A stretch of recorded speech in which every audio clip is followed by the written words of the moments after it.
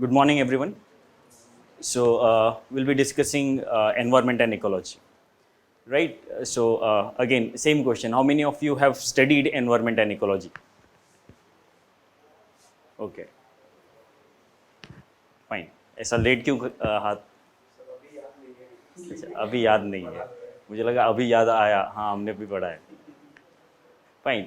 So, and how many of you have attempted this prelims examination? This one or before that also? How many of you are freshers? Okay, this will be your first attempt. 2023 will be your first attempt. Fine. So, see, you must have seen previous year questions of environment or previous year questions of all subjects, but as we are talking about environment, you must have seen the questions related to environment and ecology. Right? So, how many questions generally do they ask from environment and ecology?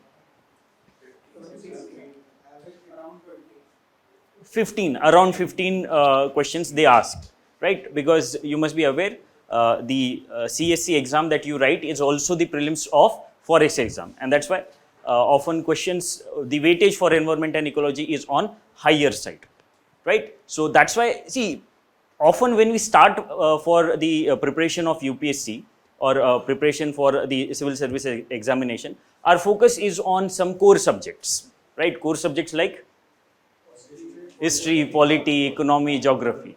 And that's why the environment and science, these kind of subjects are not given that kind of time to study, right? But if you see previous year questions, especially last couple of years, you will find that number of questions from these subjects have increased.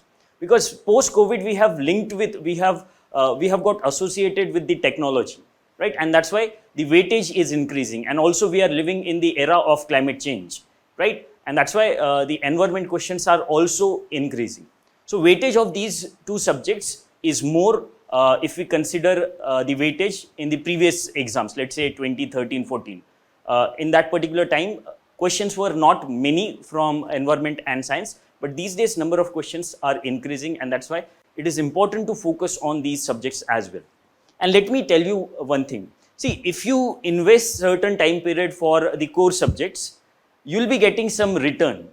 But if you invest time which is far lesser than the time that you are investing on core subjects in these kind of subjects, let's say you have invested 4 months for studying history, polity, etc.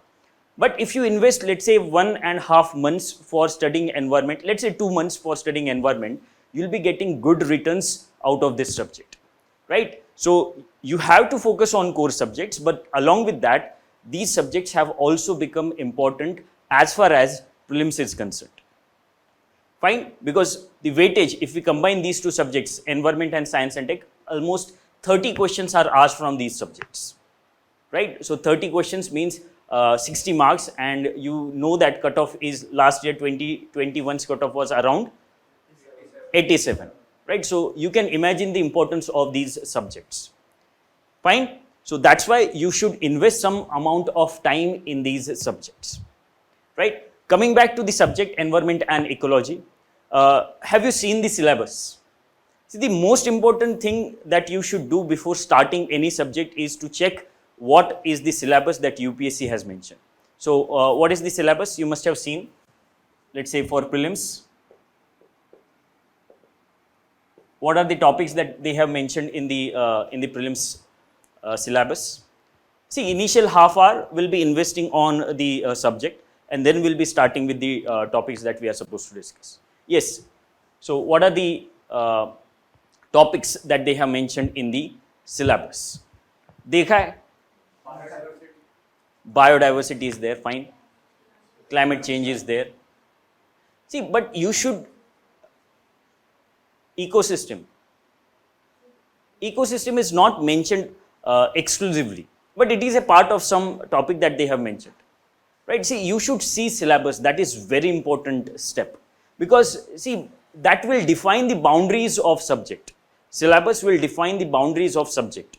Because see, if we talk about ecology, it is a topic, it is a subject of post graduation, right? So we don't have to study that way. So how we are supposed to study this subject? You'll be able to get idea if you go through the syllabus, right? So what they have mentioned in the syllabus, first topic is environmental ecology. Environmental ecology, right? Here what we are supposed to study, environmental ecology. Environmental ecology. So we will be studying about ecosystem, its structure, its functions, then types, there are different types of ecosystems, right? Then we'll be studying about biomes, right? World biomes as well as biomes of India, right? Then in functions of ecosystem, we'll be studying few important aspects like biogeochemical cycles. Have you heard about it? Yes. Biogeochemical cycles. What are biogeochemical cycles? Can you define or can you name few biogeochemical cycles? Gaseous cycles, sedimentary cycles. Fine. Right. So they are also called as nutrient cycles. They are also called as nutrient cycles, right? And you must have seen the question in this year's in 2022's prelims exam.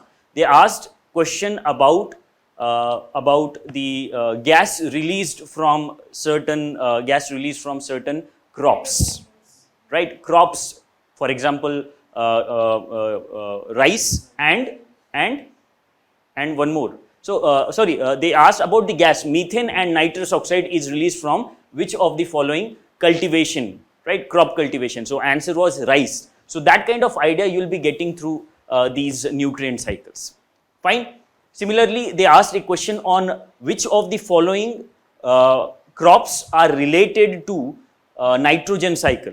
You remember nitrogen fixation. So, that question is again from this particular part. Fine. So, these things are also important, though they are very basic. We'll be discussing topics like, let's say, food chain, food web under under the heading of environmental ecology. So, though they look very basic, they are important, right? Then we'll be discussing about ecological succession,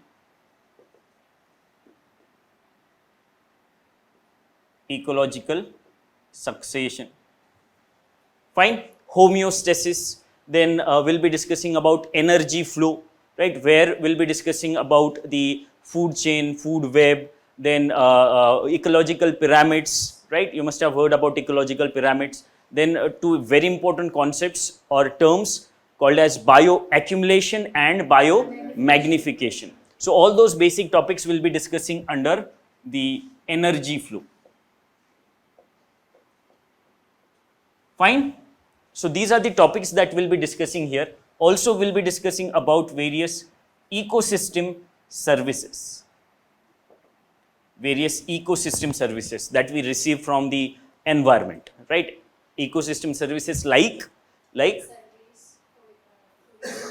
provisioning services, cultural services, regulating services, supporting services, right? So all those things are ecosystem services. They are the kind of goods or service that we receive from the environment, and that's why they are called as ecosystem services. So those topics we are going to discuss under environmental ecology. So that is the first topic that they have mentioned in the syllabus, environmental ecology. Fine. So often questions on this particular part are traditional questions because these are concepts related to ecology. So often questions are traditional questions, not current based questions. But they may take inspiration from current affairs to ask a question from environmental ecology. Right. So that is first. Yes, you were saying something. Because it's static part. Yes, it is a static part, and that's why static questions are asked from this topic. Right. So that is first. Second is biodiversity.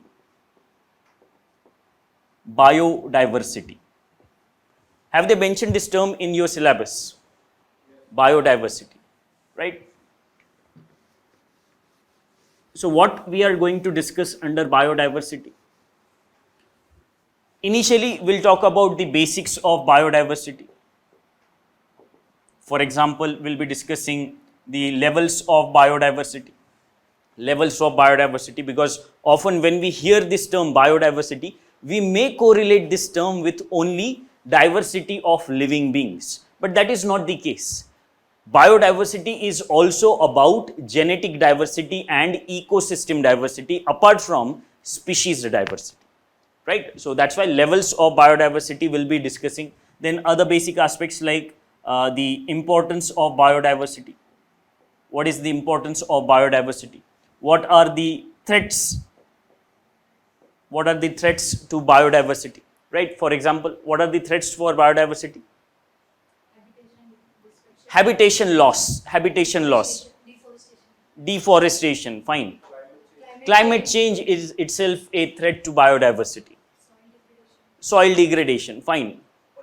Pollution, right? So all these, even invasive species are also a threat, right? So all those threats we'll be discussing under this particular topic. And as these threats are human-induced threats, most of the threats are human-induced threats, and that's why we have to take steps for the conservation of biodiversity as well, right? So conservation, often theoretical aspects related to conservation are in situ and ex situ conservation. In situ, ex situ. So those who are not aware of these terms, don't worry, we'll be discussing these terms. I'm just referring to the topics that we are going to discuss in the span of next few days. Fine. So that is about the basics of biodiversity.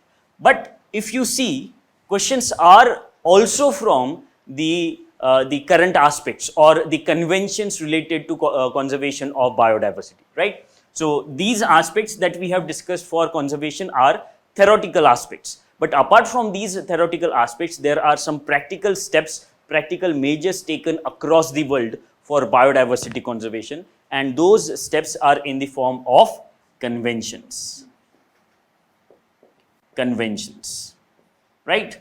The most important convention, can you please tell me the most important convention for the conservation of biodiversity? CBD. It is CBD.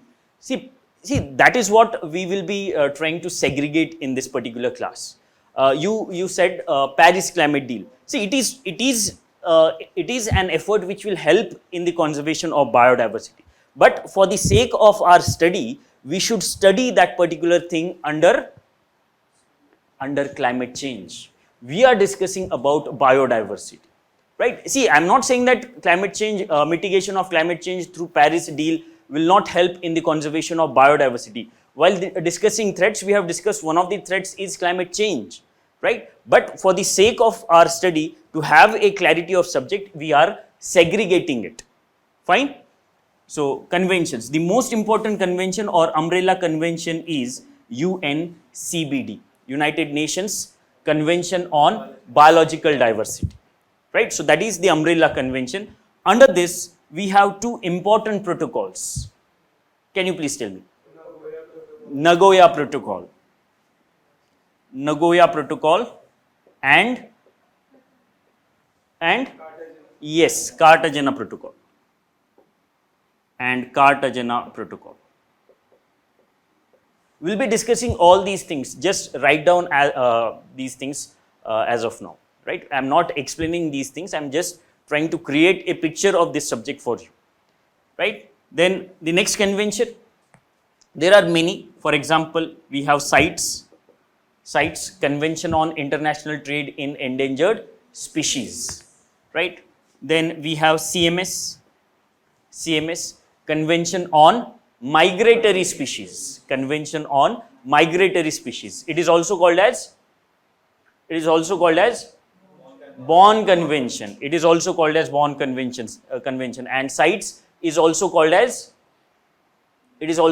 Washington Convention. CITES is also called as Washington Convention. Right?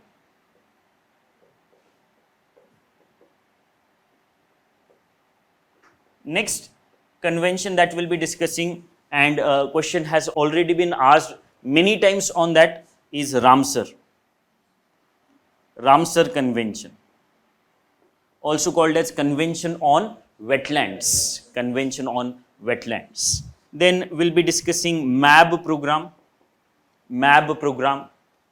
What is MAB program? Man and Biosphere program. Man and Biosphere program. Right? So these are some important international conventions. But apart from these international conventions, there are some international organizations which are important from the perspective of biodiversity conservation. The most important being IUCN. IUCN, International Union for Conservation of Nature, IUCN. Right? What is the most important contribution of IUCN? Red list, right? Red list or red data book that they publish, right? Then apart from that, we have WWF, Worldwide Fund for Nature, WWF Nature. Then we also have Wetlands International, Wetlands International. Then we also have BirdLife International, BirdLife International. Right? Anything else? Any other organization that you can remember? IUCN, WWF, Wetlands and BirdLife International. We also have one institute in Sri Lanka. It is International Water Management Institute, Colombo, headquartered at Colombo. Right? International Water Management Institute. So all these organizations will be discussing. Right? So through these conventions and organizations, what we are trying to do? What we are trying through these organizations and conventions? We are trying to conserve biodiversity. Right? So all these efforts that we have referred to are international efforts for biodiversity conservation. Right? But apart from these international efforts, we also have efforts taken up in India for the biodiversity conservation. Right? So now we'll be discussing in the second topic only, Indian efforts. Indian efforts for biodiversity conservation. Indian efforts for biodiversity conservation. So what are the efforts that Government of India or state governments or various NGOs in India have started? The most important effort for biodiversity conservation that has been started in India is creation of protected area network. Right? So protected area network.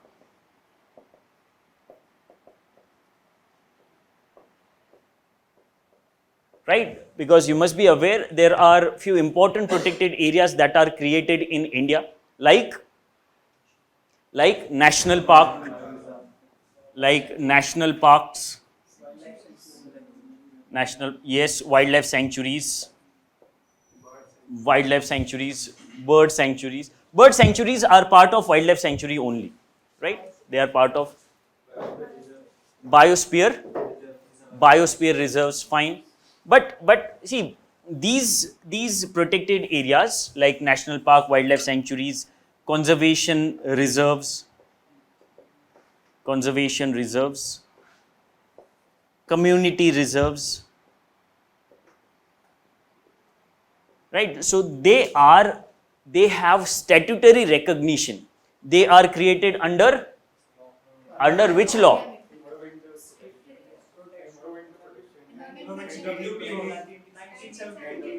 Wildlife Protection Act 1972. They are created under Wildlife Protection Act 1972. Right? So they have statutory backing. They are created under Wildlife Protection Act 1972. But that does not mean these are the only protected areas in India. Right? There are other protected areas as well. For example, even you can put tiger reserves tiger reserves under Wildlife Protection Act, because Wildlife Protection Act mentions about tiger reserves. Fine. So apart from these, there are other protected areas like biosphere reserves, Heritage, biodiversity heritage, biodiversity, heritage site. Under Biodiversity Act. biodiversity heritage sites under BDA, Biodiversity Act, but marine protected areas, right, and many more, elephant reserves, right. So all those important reserves are created by the government of India, or not exactly by the government, the state governments, right. Primarily the responsibility of creation of these protected areas is with state governments, right. But that does not mean center cannot create these protected areas. Center can also create these protected areas. Fine. So that is one approach followed for the conservation of biodiversity. But apart from that, we also have started various species centric or species specific initiatives, right. So species protection, or not protection, conservation. Species conservation efforts, right. What are they? Can you name few species conservation efforts? Project Tiger, Project Elephant, right. Project Tiger, Project Elephant. Sorry? Right. Project Snow Leopard. Then Project or Indian Rhino Vision 2020. Indian Rhino Vision 2020. And many more. Right. For example, recently, not recently, but in 2020, Government of India has given action plan for the conservation of vultures, right. Action plan for the conservation of vultures 2020-2025, right. So these steps we will be discussing for the conservation of biodiversity and the efforts taken by India as well. Fine, right. So that is how we will be discussing biodiversity. Clear? Right. Next, the third topic that they have mentioned in the syllabus is climate change.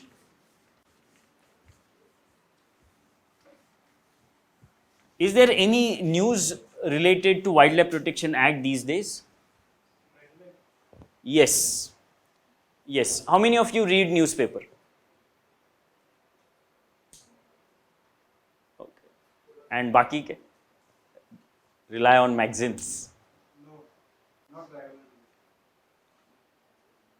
Not regularly. You are not reading newspaper regularly.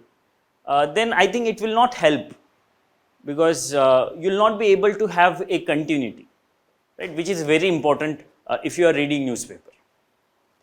Fine. So how many of you rely on magazines? Okay, fine. But regularly पढ़ते हो magazines? या pile up होते जाते हैं? Towards the end देख लेंगे. See, I think it is better to read newspaper, because what happens, newspaper, if you are reading, you are covering current affairs daily. Often when we rely on monthly magazines, we tend to have the practice that we will read it towards the end, which is not very good practice as per me. Why? Because towards the end you are supposed to read, let's say, if not 12, at least 8 to 10 magazines, right? 8 to 10 magazines you are supposed to read, and 8 to 10 magazines means almost 1000 words, and font size is very small. Font size is not the way it is there in, let's say, Lakshmikant, right? So very small font size. So that increases burden on you. So it is better to read newspaper, because you will be able to cover current affairs on daily basis, right? And if you are making notes out of it, any other class that you are doing right now? GS mains. Acha. Fine. See, actually, this is the time of mains, right? But these are the weekend classes. You can simultaneously do these classes on the weekend. But it is better, means apart from this class and the other class that you have, it is better to read newspaper regularly, right? And if possible, see, I'll ask you one question: what you have ate, what you had in lunch, let's say on Thursday. Do you remember what you had on lunch Thursday? Rice. सब्जी पूछ रहा हूँ मैं. Rajma. Wednesday को अच्छा एक ही routine होता है.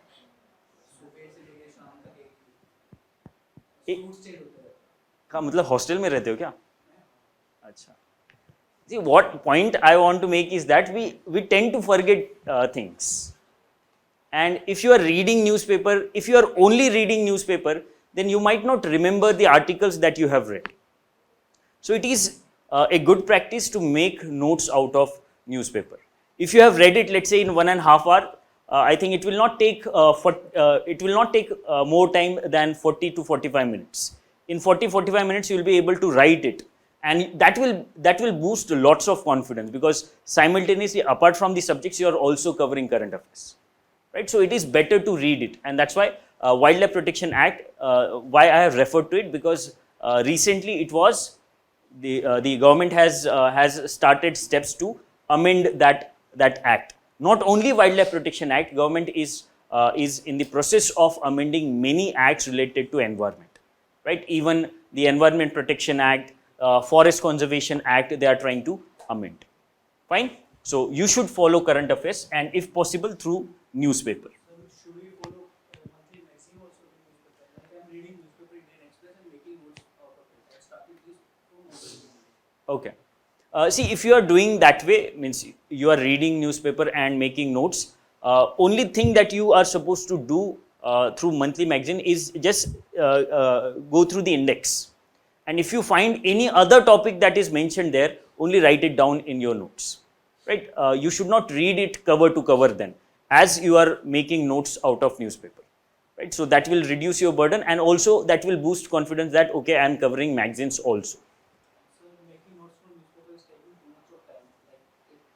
Like I take almost 2 hours to read the newspaper and making notes. In 2 hours, you are reading also and making notes also.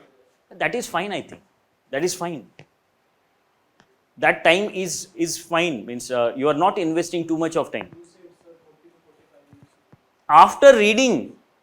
After reading, I said, in 1.5 hours you are reading it, and next 40-45 minutes you are writing, right? So I think that is fine time in 2 hours if you are able to finish it. Next topic that is mentioned in the syllabus is climate change. Climate change, right? So what are the topics that we'll be discussing in climate change? Again, few basics related to climate change. What are the basics? What exactly is climate change? The concept of it. Also, the causes of climate change. And when we talk about causes of climate change, both. That means natural and anthropogenic.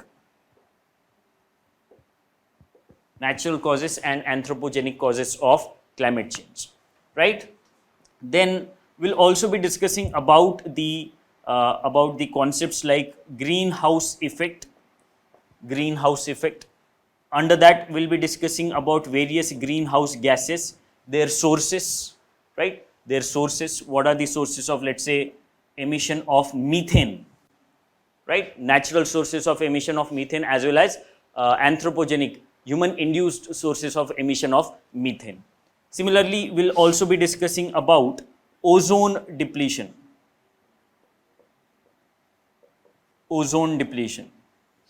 What are the gases that are contributing in ozone depletion, and also what are the impacts of tackling ozone? What are the impacts of ozone layer depletion? Right, so those topics, basic topics, we'll be discussing. And last is impacts. impacts of climate change. There are various impacts of climate change, not only on life forms, but also on various other aspects like impact on health, impact on water resources, impact on, let's say, Himalayan ecosystem, coastal ecosystem, impact on agriculture, food security, right? So all those impacts we'll be discussing here. And last basic topic is mitigation of climate change, where we'll be discussing the theoretical approach for mitigation of climate change. Theoretical, that means let's say shift towards renewable energy, carbon sequestration, right? Types of carbon sequestration, imposing carbon tax, those kind of steps we'll be discussing under mitigation of climate change. Fine. Apart from basic aspects, we'll also be discussing about the mitigation of climate change from the perspective of the steps taken by the governments and various organizations at the world level, right? Mitigation of climate change, the practical approach. These are theoretical steps, the practical approach. The most important practical approach or the most important step taken at the universal level is UNFCCC, United Nations Framework Convention on UNFCCC, United Nations Framework Convention on Climate Change. Fine.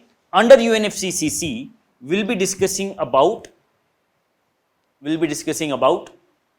Kyoto Protocol, right? Or we will be discussing about COPs. You must have heard about this term, COPs, Conference of Parties, right? Conference of Parties.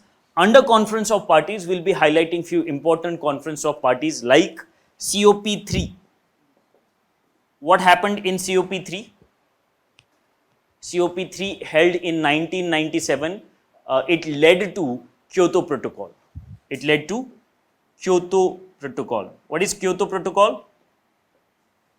Kyoto Protocol is a predecessor of it is a predecessor. That means it was the agreement that we were trying to implement before Paris Deal, right? So COP3. Then next important is COP21. We'll be discussing other COPs as well because there are few steps that have been taken in between, but nothing concrete happened as a result of those COPs, but they led to these kind of agreements, right? So in Paris, in COP21, Paris deal was finalized. Paris climate deal was finalized, right? Then we'll also be discussing about, apart from UNFCCC, we'll also be discussing about IPCC. IPCC. What is IPCC? Intergovernmental Panel on Climate Change. So what exactly it does? It comes up with reports. See, whatever literature that we have related to climate change, like let's say the causes of climate change, natural causes, anthropogenic causes, impact of climate change, the steps we can take to reduce the impacts of climate change, all that information, all that knowledge is the result of IPCC and its reports. Till now, how many reports have been published by IPCC? Recently, which report was published? 6th assessment report was published in April 2022, right? They started releasing reports from 1990. First report was in 1990. 6th report they have published in a part-wise manner. That means there were 3 parts of 6th assessment report. First they published in 2021 and second and third were published in 2022, right? So those reports also will be discussing under IPCC. Fine. Apart from these reports, so these reports are called as assessment reports. So the report published recently was 6th assessment report, right? But apart from assessment reports, IPCC has also published some special reports, right? Special reports. For example, special report on global warming of 1.5 degrees Celsius. where they have analyzed, is it possible for us to achieve the target that we have set under Paris deal of 1.5 degrees Celsius temperature rise by the end of this century, by the end of 21st century, by 2100, right? So is it possible to achieve? So that they have analyzed in special report of global warming 1.5 degrees Celsius. Other special report was special report on impact of climate change on oceans and cryosphere. Third was special report on climate change and land degradation, where they have analyzed what are the impacts of climate change on land degradation, right? So all those reports will be discussing under IPCC. Next, we'll also be highlighting about, or apart from these steps at the international level, we'll also be discussing Indian efforts for mitigation of climate change. What are the Indian efforts for mitigation of climate change?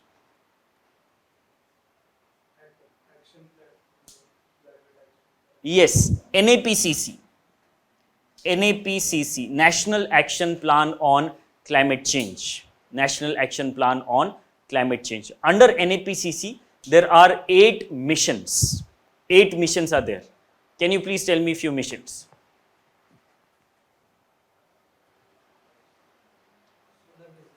Sorry? Yes, National Solar Mission. National Solar Mission, also called as Jawaharlal Nehru National Solar Mission. Sorry? No, it is not a part of NAPCC. It is a separate program. It is a separate program. Any other? Sorry? Renewable energy. Solar energy is itself a renewable energy. No, it is not a separate mission under NAPCC. Yes, National Mission on Sustainable Habitats, right? National Mission on Sustainable Habitat. Other missions are like National Water Mission, Green India Mission, right? Then National Mission on Energy Efficiency, right? National Mission on Energy Efficiency. So such missions are there under NAPCC. 8 missions are there as of now, right? Next important effort is in the form of, yes, NDCs, Nationally Determined Contributions, NDCs, Nationally Determined Contributions, right? So it is not that NDCs are given only by India. No, it is not the case. We are also giving our NDCs along with other countries under Paris deal, right? NDCs are not given only by India, but they are also given by other countries, because NDCs are to be presented by the members of Paris climate deal. Fine. So those steps, along with that, we also have steps like National Initiative on Climate Resilient Agriculture. National Initiative on Climate Resilient Agriculture. Then other steps are like, let's say, National Hydrogen Mission. National Hydrogen Mission.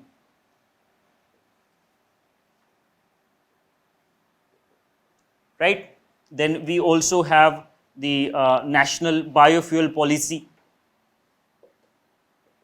National Biofuel Policy. Right? So all such steps have been taken by India for the mitigation of climate change. Fine? So that is how we'll be discussing about climate change. Clear? Next. So these are the topics that they have mentioned in the syllabus of prelims examination. Clear? Sir, under which topic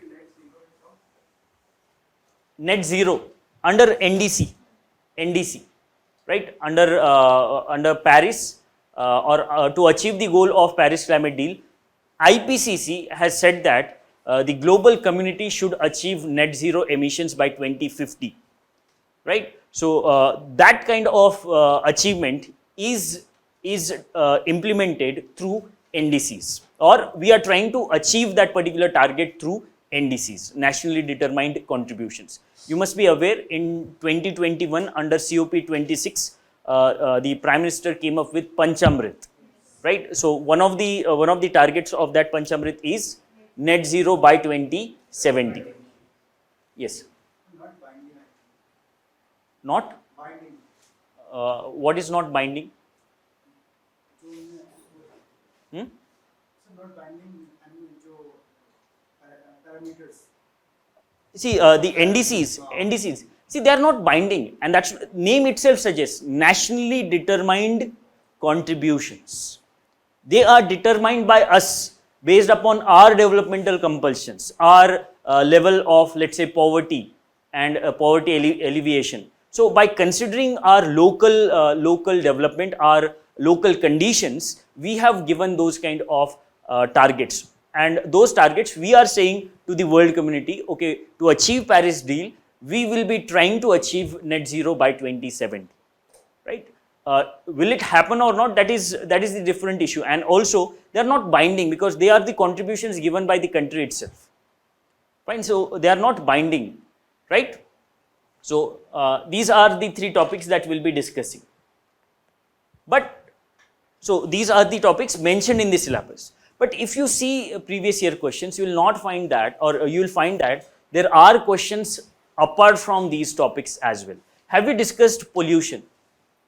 Have we discussed pollution in these topics? But questions are there on pollution, right? For example, very simple question of this year: acid rain, right? Acid rain. So that part, that means it shows that despite these three topics mentioned in the prelims syllabus, UPSC is also asking questions on topics which are mentioned in the mains syllabus, right? So these are topics of prelims. Now mains, because this subject you cannot study separately. You will have to combine, you will have to integrate the topics mentioned in the prelims and mains syllabus. Fine. So environmental ecology, biodiversity, climate change, that do not require. So actual wording is like general issues on environmental ecology, biodiversity and climate change that do not require subject specialization. Fine. So हमें कैसे पता चलेगा कि हम subject specialization कर रहे या नहीं कर रहे while studying? Exactly. See, apart from syllabus, you should also follow previous year questions.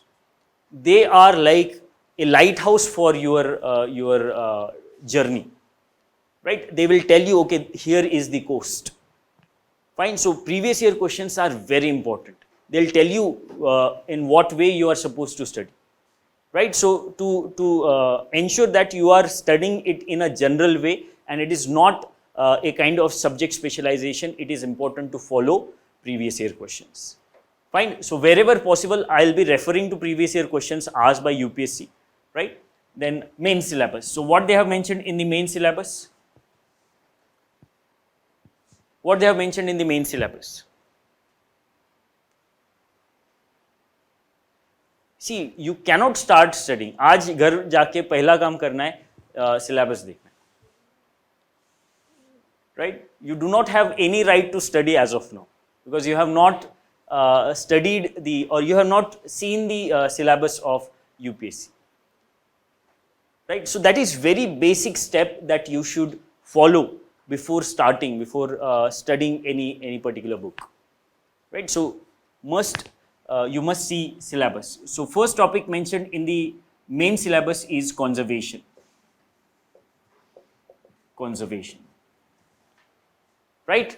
But while discussing biodiversity, we have referred to conservation, right? And that's why I'm saying we cannot study these two separately. We'll have to integrate, because if we only focus on biodiversity and if we do not study conservation, we might not be able to address questions related to, let's say, Ramsar Convention, CBD, right? Even the protected areas, species in use, we won't be able to tackle those kind of questions if we do not study conservation along with biodiversity, right? So conservation should be here, biodiversity and conservation, right? So that is the first topic of mains, conservation.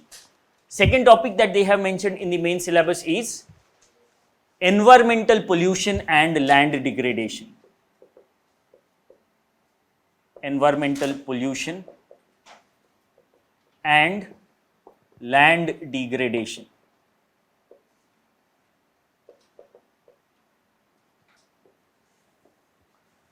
Environmental pollution and land degradation, right? So again, few basic topics related to environmental pollution. Firstly, like what exactly do we mean by pollution? What are pollutants? Different types of pollutants. Fine. So those basic things we'll be discussing there. Then types of pollutions. Types of pollution. Right. So pollution can be classified in two ways. First, the environmental factor which is getting polluted. Right. For example, if we are emitting pollutants in air, that pollution will be considered as air pollution. If we are emitting pollutants in water, that will be water pollution. If it is emitted in soil or land, it will be soil or land pollution. Right. So that is first way of classification of pollution. The environmental factor which is getting polluted. Right. Other way of classification of pollutants is what is leading to that pollution. What is leading to changes which are undesirable. For example, if we are emitting lead, then that pollution will be lead pollution. If we are releasing mercury, then that pollution will be mercury pollution. Right. So mercury pollution. Then let's say plastic pollution. Benzene pollution, on which question was asked by UPSC. Benzene pollution, e-waste pollution, solid waste pollution, right? So such are the topics that we will be referring to.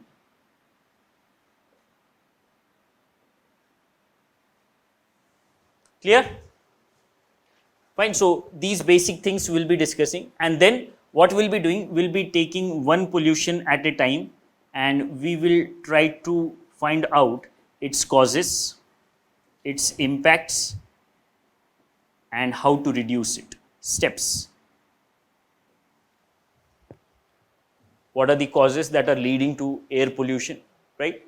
Then impacts of those different gases that are released in air, and steps to reduce and steps to abate air pollution. For example, the most important step taken to abate, reduce air pollution is, see again, for steps we can classify steps in two ways. These things that you are saying, they may be, we can say they are the theoretical approaches for reducing air pollution. For example, we may shift to cleaner fuel. We should maintain the devices or machines that are used in industries, right? Then we can use various kind of devices like catalytic converters, scrubbers, wet scrubbers, fabric filters, right? So such kind of instruments can also help us reduce air pollution, right? But apart from those kind of steps, there are some policy measures taken to reduce air pollution. Policy measures, that means some steps taken by the governments. For example, the most important step taken to reduce air pollution is enactment of the Air Act 1981. Right? Enactment of Air Prevention and Control of Pollution Act 1981, popularly called as Air Act 1981. Fine. So that is the most important step that we have taken. Apart from that, she has referred to National Clean Air Program, right? NCAP. So that is also a policy measure. That is also a step taken by the government. Fine. Similarly, you must be aware last year there was ordinance, and I think this year only that ordinance was enacted. That means it was converted into the act, through which they have established the Commission for Air Quality Management in NCR and adjoining regions. Right? So such steps have been taken by the governments to reduce air pollution. right? So those steps we will be discussing, and similar approach will be following for other types of pollutions. For example, water pollution, again we'll be discussing causes, impacts and steps taken, right? What is the most important step that has been taken by the governments to reduce water pollution? It is National Clean Ganga Mission. Fine, so that also you can mention. But apart from that, see, it is only for Ganges, right? National Clean Ganga Mission is only restricted to River Ganges. But apart from that, the most important step is enactment of Water Act 1974. Water Act 1974, right? And do you know which organizations, not organizations exactly, which institutes help reduce pollution in India? CPCB, and also state pollution control boards. Apart from Central Pollution Control Board, CPCB, there are state pollution control boards as well, right? But which is the act through which they have been established? Question was there in 2019's prelims examination. They compared CPCB with NGT, right? So one of the statement that I remember is while CPCB is a statutory organization, NGT is a non-statutory organization. That is one of the statement, right? So is it correct statement? No. Why?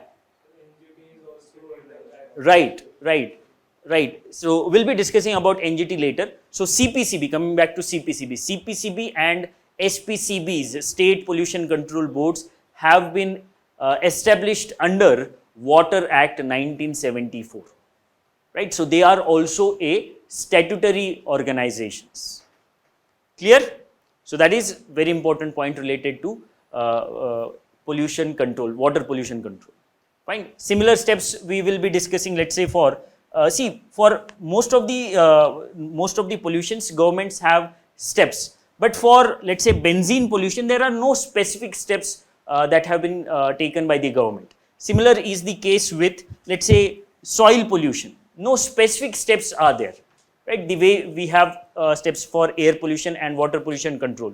But apart from that, we also have steps for the control of e-waste pollution, right? Do we have step for e-waste control, e-waste pollution control? What kind of steps government has taken? What kind of steps government has taken for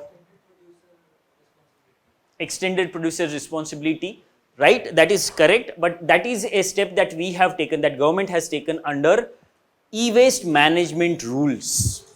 E-waste management rules are given under which act? Under Environment Protection Act 1986. Fine. So those steps also will be discussing. E-waste. Similar is the case with solid waste management rules, again given under Environment Protection Act 1986. Similar is the case with, let's say, plastic waste pollution, right? Recently, you must be aware, from 1st of July 2022, what has happened? Single-use plastic has been banned, right? So that step is a part of plastic waste pollution, plastic pollution. So plastic pollution steps, plastic pollution rules they have published for 2022. Under that step has been taken. Fine. So such steps we will be discussing in detail for all different types of pollutions. Fine. Apart from that, there is also a topic of land degradation, right?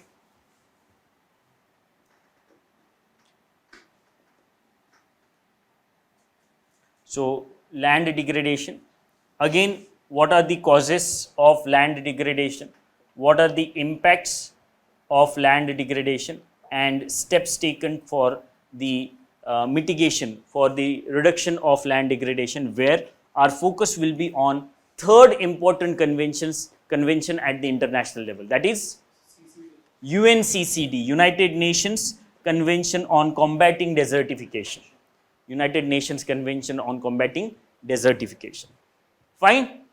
So those steps, and also few steps have been taken by the government of India. those steps also we'll be discussing in. Right? So that is the approach that we'll be following for environmental pollution and land degradation. Clear? Any other topic that they have mentioned in the syllabus? In the main syllabus?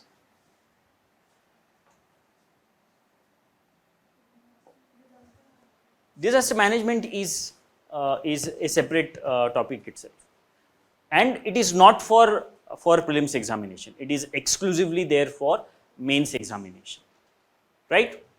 One more topic is there, and that is EIA, Environmental Impact Assessment. But again, often questions of EIA are related to mains examination, right? EIA is also a topic under environment and ecology on which questions have been asked in the mains exam. Fine. So these topics we will be discussing. We'll discuss EIA as well, but in a very brief manner. Fine. So these are the topics that we are going to study. First is environmental ecology. Second is biodiversity and conservation. Third is climate change. Fourth is environmental pollution and land degradation. Fifth is environment impact assessment. Right? So these are the topics mentioned in the syllabus. But for our study, we'll add one more topic, and that is environmental laws. Environmental laws, where we will be discussing about, it is not there, it is not a part of syllabus. It is not a part of syllabus, right? But questions have been asked by UPSC. Acts like or laws like Wildlife Protection Act 1972. Wildlife Protection Act 1972. Any other? Water Act will be discussing there in pollution and pollution related to steps related to control of water pollution. So there will be discussing. Environment Protection Act 1986. Forest Rights Act 2006. Forest Rights Act 2006. Any other? Biodiversity Act 2002, right? Then NGT Act 2010. Compensatory Afforestation Fund Act. Afforestation Fund Act 2016. Fine. So such acts we will be discussing under environmental laws. Fine. So that is how we'll be discussing this subject. These 6 topics will be covered. Clear? Now let us start with our first topic, and that is environmental ecology.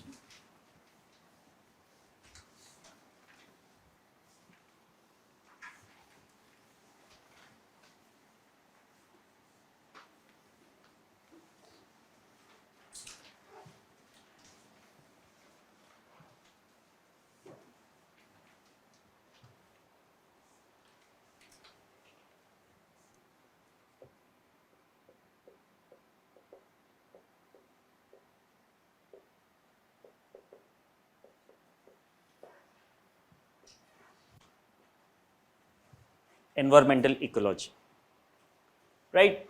So first of all, we'll be defining these words, environment and ecology, right? So first is environment. So can you please tell me the definition of environment? What do you understand by this term, environment? When you hear this term, what comes in your mind? Yes. Environment is a surrounding. It is a surrounding in which living organisms live. Right? Environment is a surrounding in which living organisms live. Fine.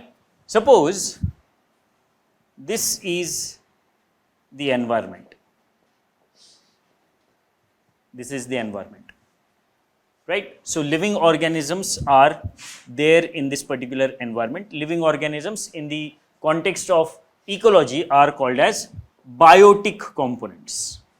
They are called as biotic components, right? So these biotic components or living components are living in the surrounding, right? And this surrounding is not only related to biotic components, it also includes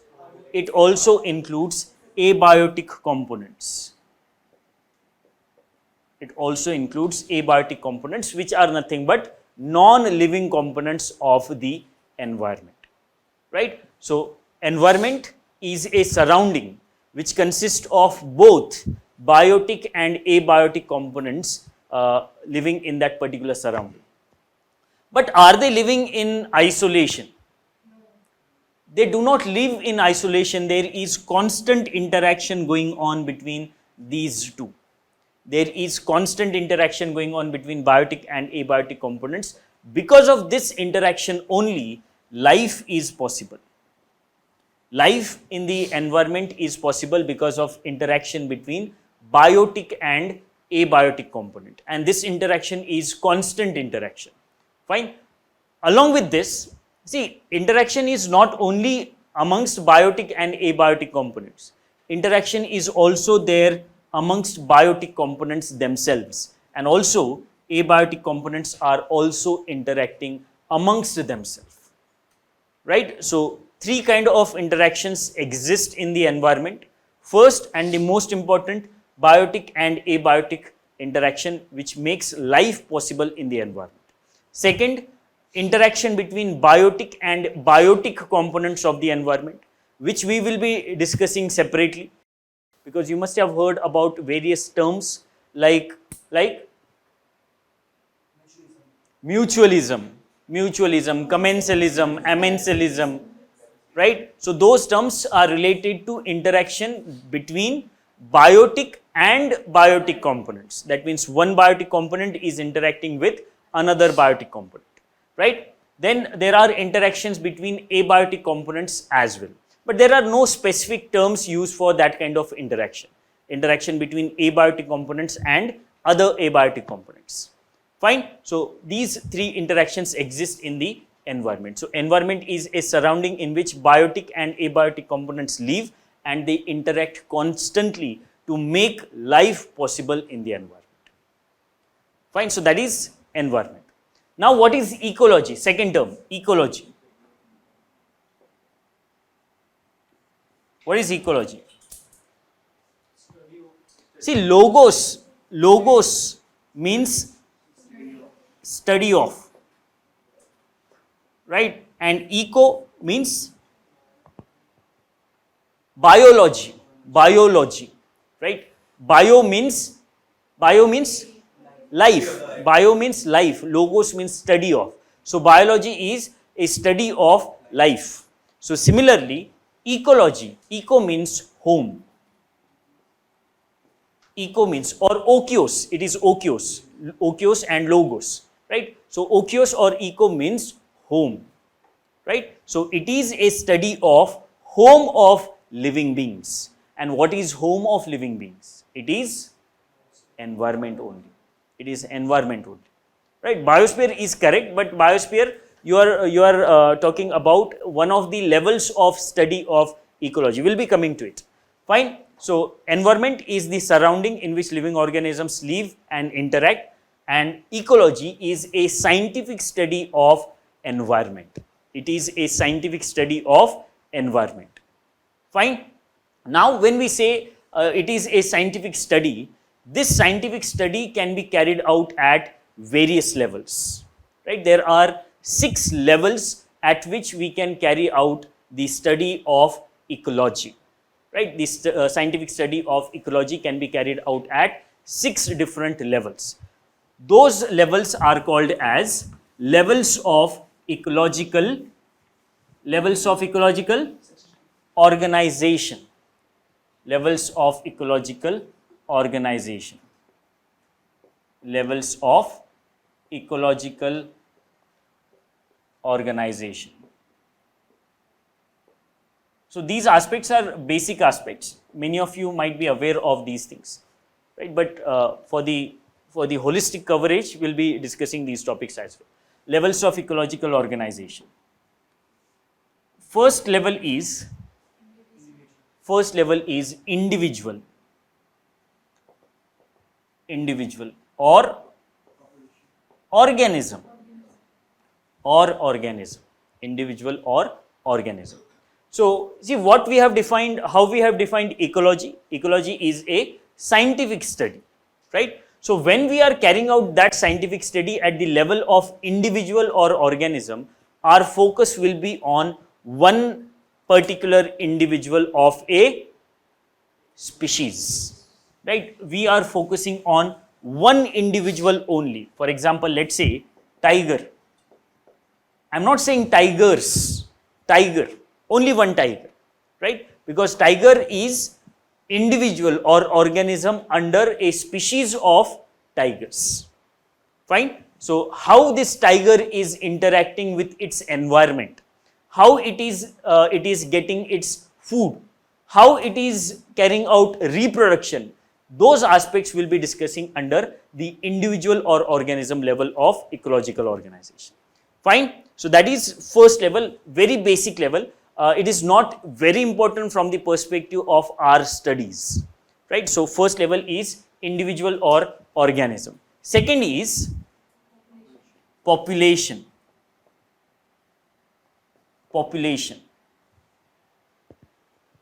So what is population? Population is a group of those individuals which can interbreed.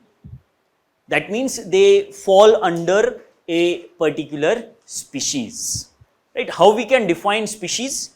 We can define species as a group of individuals which can interbreed and produce individuals which are fertile in nature, right? That is how we can define species, right? So population is a group of those individuals who belong to same species, right? And that's why we can say it is tigers, right? S now, tigers, fine? Tigers comprise population, fine? Human population.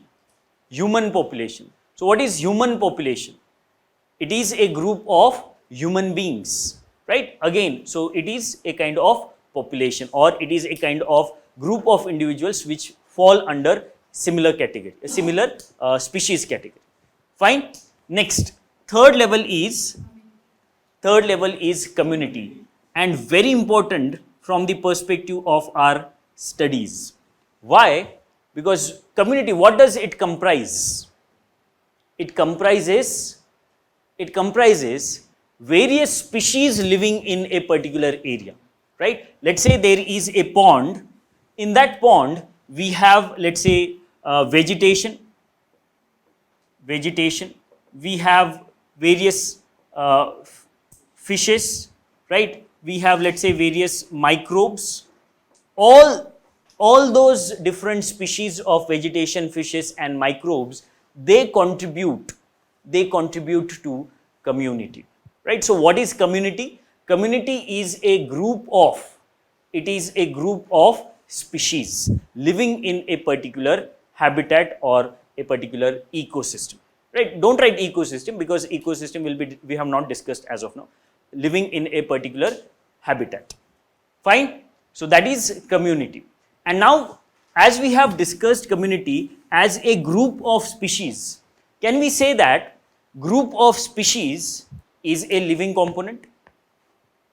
Can we say group of species is a living component? Yes, it is, right? Vegetation, fishes, microbes, they are biotic components. They are living components of the environment, right? And while discussing the definition of environment, we have referred to a kind of interaction that was biotic and biotic interaction. So at the level of community, the interaction that is going on is biotic and biotic interaction. Why it is so? Because community comprises of many species. Community comprises of many species in a particular area, right? So, biotic and biotic interaction. Now, biotic and biotic interactions are of three basic types. They are of three basic types. Can you please tell me? Three biotic interactions. Three types of biotic interactions. First is positive. First is positive biotic interaction. Positive, negative biotic interaction and neutral biotic interaction. Fine. Right? So, what is positive biotic interaction? No, that is not the definition of positive biotic interaction. See, positive biotic interactions are those interactions where none of the species loses. None of the species lose. If there is interaction and in that interaction none of the species is getting harmed, then that kind of interaction is called as positive interaction. Right? Positive interactions are those where none of the species lose. Fine. Negative interaction. What is the definition of negative interaction? At least one. At least one of the interacting species is losing. At least one of the interacting species is losing. That is negative interaction. Right? What is neutral interactions? Right. So, there is no impact of that kind of interaction on the interacting species. Right. There is no impact, either positive or negative, on the interacting species. Then that kind of interaction is called as neutral interaction. Fine. So, positive, negative and neutral interaction. Now, there are many different types, subtypes under these interactions. For example, under positive, we have one type of positive interaction. It is called as mutualism. Mutualism. So, what are what is mutualism under positive interactions? Mutualism. What does it indicate? Yes, as name suggests, mutual, right? So, under mutualism, both the interacting species are getting benefit, right? So, both are getting benefited under mutualism, right? Again, there are two types of mutualism. There are two types of mutualism. Example, or yes, symbiotic mutualism and non-symbiotic mutualism. Symbiotic mutualism and non-symbiotic mutualism. Right? Example. Now, example will help you understand the types of mutualism. Mycorrhizae, fine. Any other? See, what is the difference? They are the type of mutualism. That means both interacting species will be getting benefit. That thing is clear because they are the type of mutualism, right? Symbiotic mutualism is a type of mutualism where interacting species live close together. They live close together. For example, mycorrhizae, right? So, there is a fungi called as mycorrhizae. It lives in association with the roots of plants. It lives in association with roots of plants. And why it is called as mutualism? Because this fungi, it is getting access to food from the roots of plants. And plants are also getting benefit because of the mycorrhizae fungus. What is the benefit that plant receive? Let me tell you. Let's say this is the plant and these are its roots, right? So, if plant is not in association with mycorrhizae, this is the area through which it will be getting access of nutrients, water, etc. Right? But let's say this plant is in association with mycorrhizae. These are its roots, and it is in association with mycorrhizae, which has spread to other area as well. Now the area through which it is getting access to water or nutrients has increased to this area, right? And that's why the access of nutrients, water increases for the plant, and that is the benefit for plant as well, right? And more than 90% of plants on the earth surface are having this kind of association, more than 90%, right? So mycorrhizae, there was a question I think in 2014, Mycorrhizae Biotechnology. Which of the following are the benefits of Mycorrhizae Biotechnology? Because what happens in biotechnology, we try to use the let's say organisms that we find in the environment for the benefit of living beings, right? For example, crop cultivation, is it for the benefit of human beings? Yes, obviously we get food from crop cultivation. Let's say to increase production of crop, we are using Mycorrhizae Biotechnology. What will happen? The productivity of crops will increase, right? So as a result of Mycorrhizae Biotechnology, we can increase the production of crops, because those crops will be getting access to different kind of nutrients and water from areas which are inaccessible for them in normal circumstances, when they are not in association with mycorrhizae fungus. Clear? So that is the example. Let me give you simple example of mutualism. In mutualism, symbiotic mutualism. So in symbiotic mutualism, two interacting species, they live close together. Example is lichens. Example is of lichens. What are lichens? Lichens are a symbiotic association of algae and fungi. Fine, right? One more example, very popular, you must be aware of this. Coral reefs. Coral reefs, right? Coral reefs are also a symbiotic mutualism. They are a symbiotic mutualism of coral polyps and zooxanthellae algae.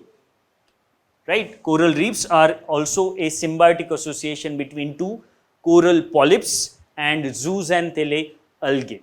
Right? Coral polyps get access of food from algae, and these zooxanthellae algae, they get access to nutrients as well as safe home for their living.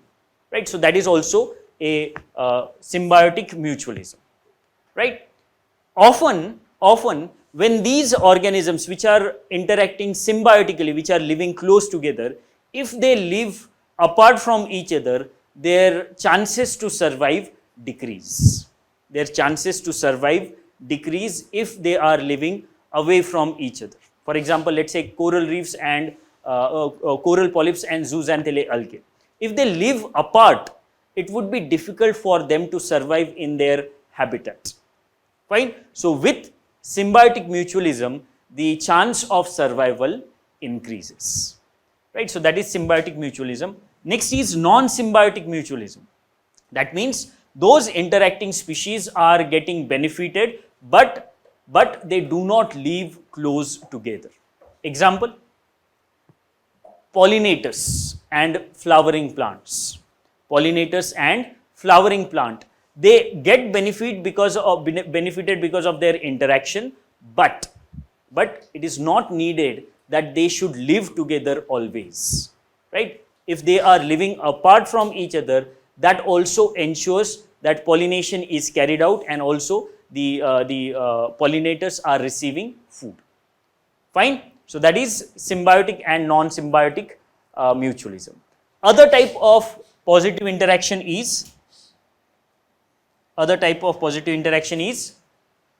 Yes, these are basic things. You must have studied these things. Other type of positive interaction apart from mutualism is commensalism. Commensalism. So what happens in commensalism?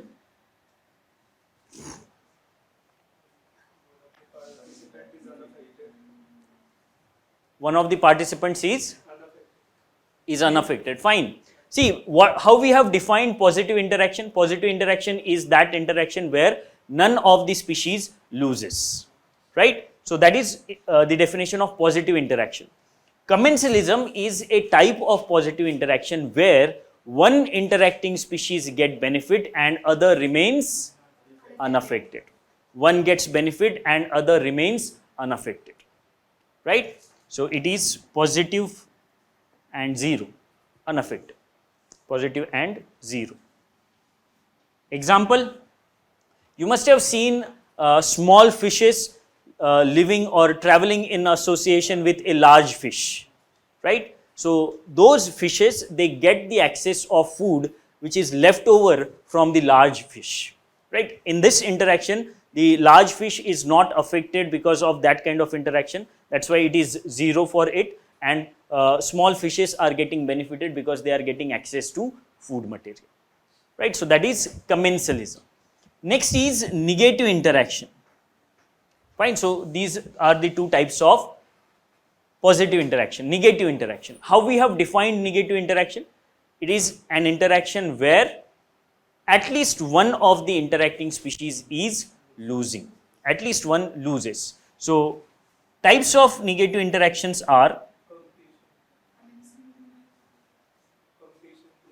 right. First is competition. Right. So what happens in competition? Both lose. Right. Why both lose? Because while competing for a particular resource, let's say that resource get divided amongst the competing species, right? So in competition, what happens? Both the interacting species lose. Why it happens? Because the resource for which they are competing gets divided, right? There are two types of competition. First is intra-species competition and second interspecies competition. Intra and interspecies.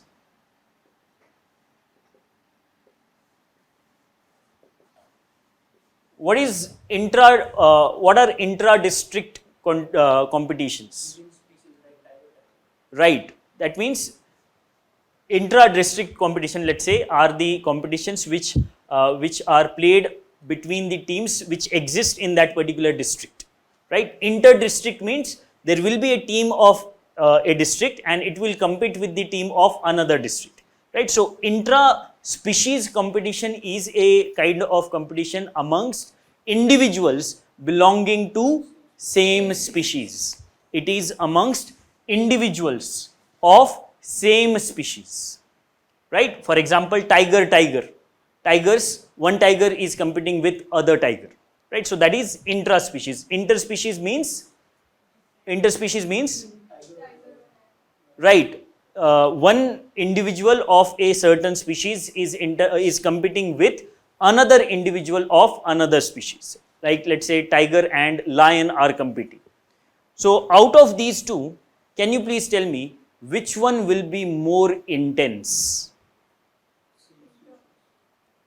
Which will be more intense, intra or interspecies?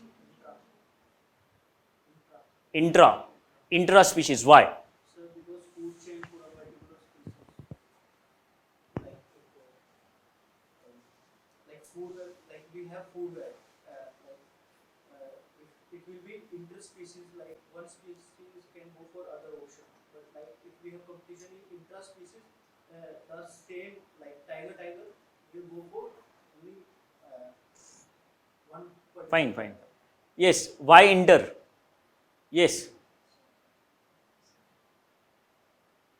Why interspecies will be more fierce or more intense? See, it is intra-species competition which will be more intense. Why? Simple reason is that they have same requirements. And that's why their competition will be more intense, right? Interspecies, they may have different kind of requirements, and that's why the competition may not be that severe, that intense. Fine. So it is intra-species competition which will be more fierce or more intense. Fine. So that is competition. Second is parasitism and predation. Parasitism and predation. So what happens in parasitism or and predation?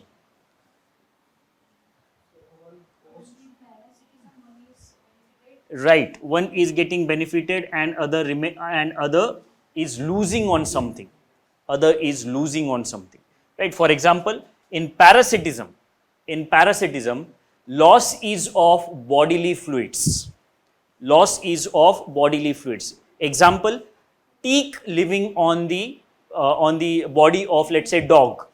Teak living on the body of dog, which sucks blood out of the body of dog. Right. So dog is losing blood, teak is getting its nutrition, and that's why it is parasitism. Parasite living on the body of host. Right. You must have heard about Cuscuta plant. Cuscuta plant living on other trees. It is also a kind of parasitism only. Right. Second is predation. See, it is similar. Only difference between parasitism and predation is that in parasitism, loss is of bodily fluid. In predation, loss is of life. Life is lost in predation. For example, lion preying on, let's say, deer. Right? So that is predation. Clear?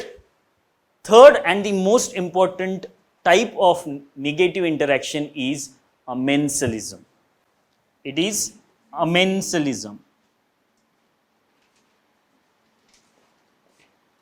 Commensalism.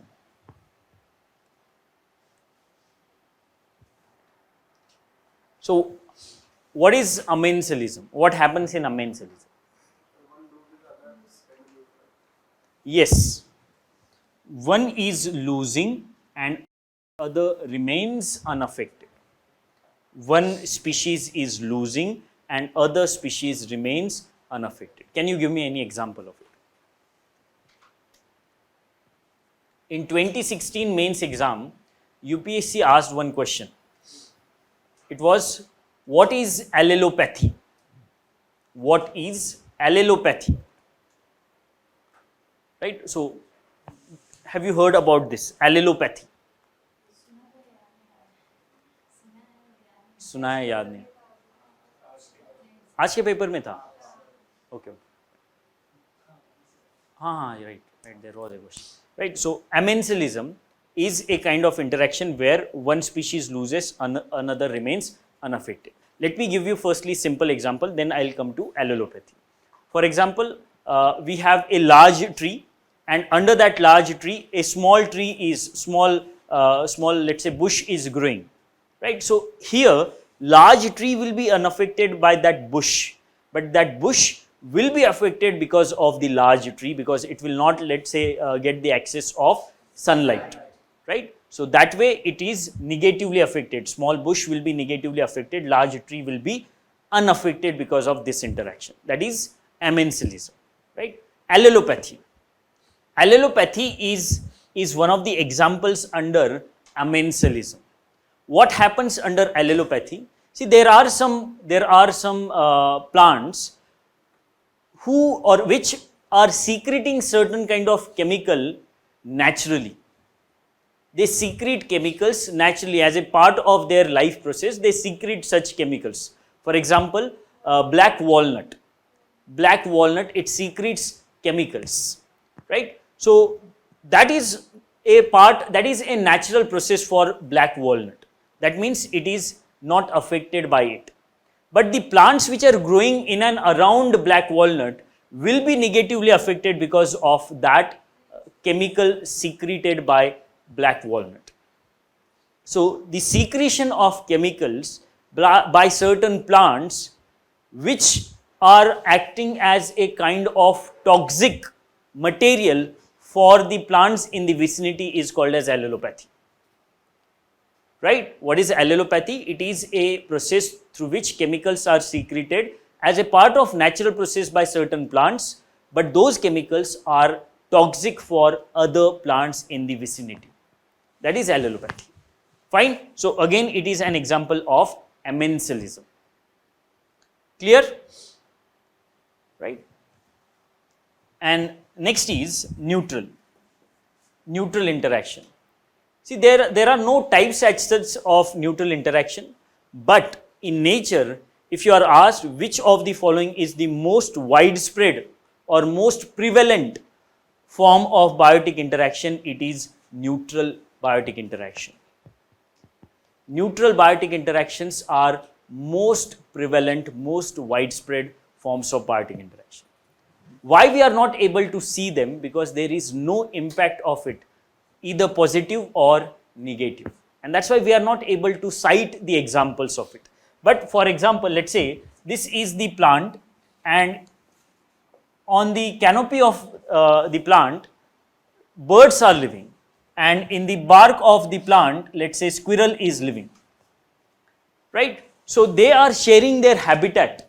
Their habitat is this tree, they are sharing it, but they are not impacting each other, and that's why it is a kind of neutral interaction. They are interacting, but their interaction is not affecting each other either positively or negatively.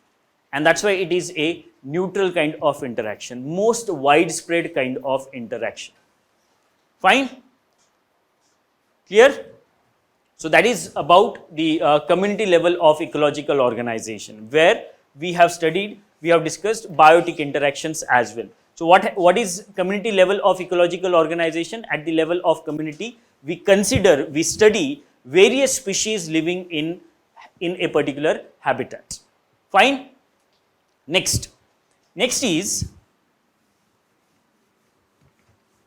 fourth one is, see, now we are coming into such interactions which are important. First two are not very important. Individual and organism are not very important from the exam's perspective. Community level, you can say it is a bit important.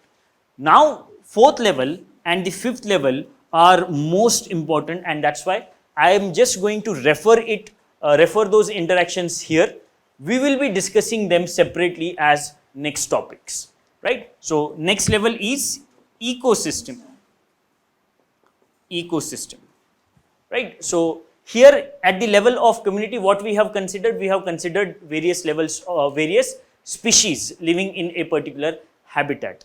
Now at the level of ecosystem, we are not only considering species or biotic components, we are also taking into account abiotic components, right? So ecosystem definition, its definition is,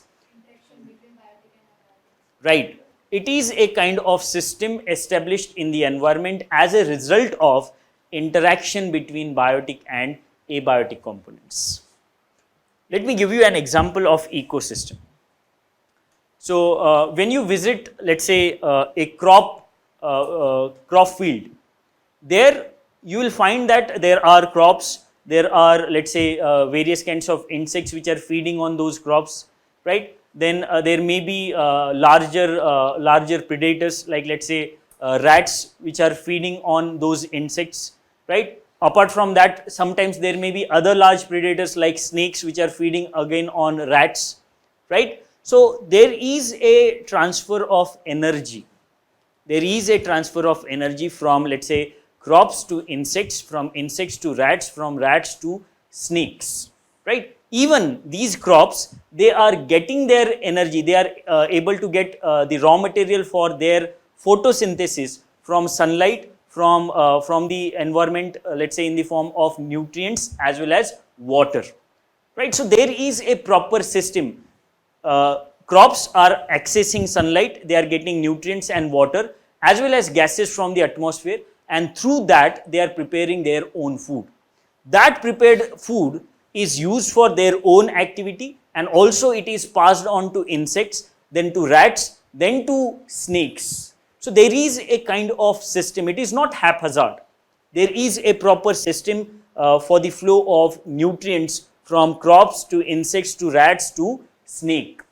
This system is ecosystem, right? Similarly, if we consider crop and other abiotic components like water, nutrients, sunlight, gases, then those are being used by crops which are producers for the photosynthesis activity. So there is a proper system in the environment, and this system, if you try to visualize this crop field, you will find that there is interaction between biotic and abiotic components. For example, for producers, there is interaction between producers and these abiotic components, water, nutrients, soil, sunlight, atmospheric gases.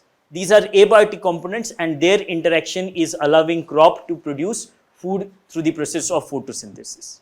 Right? Similarly, when crops are transferring, they are passing on their energy or nutrients to insects, rat, and let's say snake. Those are also dependent on abiotic components as well. For example, snake, let's say they are burrowing inside the soil. So soil is giving them habitat. It is acting as their home. Right? Similar is the case with rats and insects. They are living in soil. So soil is giving them habitat. Similarly, they are dependent on atmospheric gases for their respiration. So there is interaction at this level of the community as well with abiotic components. Right? So if you are able to visualize it, you will find that there is constant interaction between biotic and abiotic components. And as a result of this interaction, there is a kind of system, and that system is called as ecosystem. Fine? So that is ecosystem. We'll draw a basic structure of ecosystem in the next topic.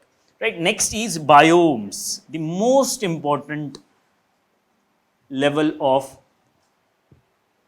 ecological organization. Very important. Can you define biomes for me? What are biomes?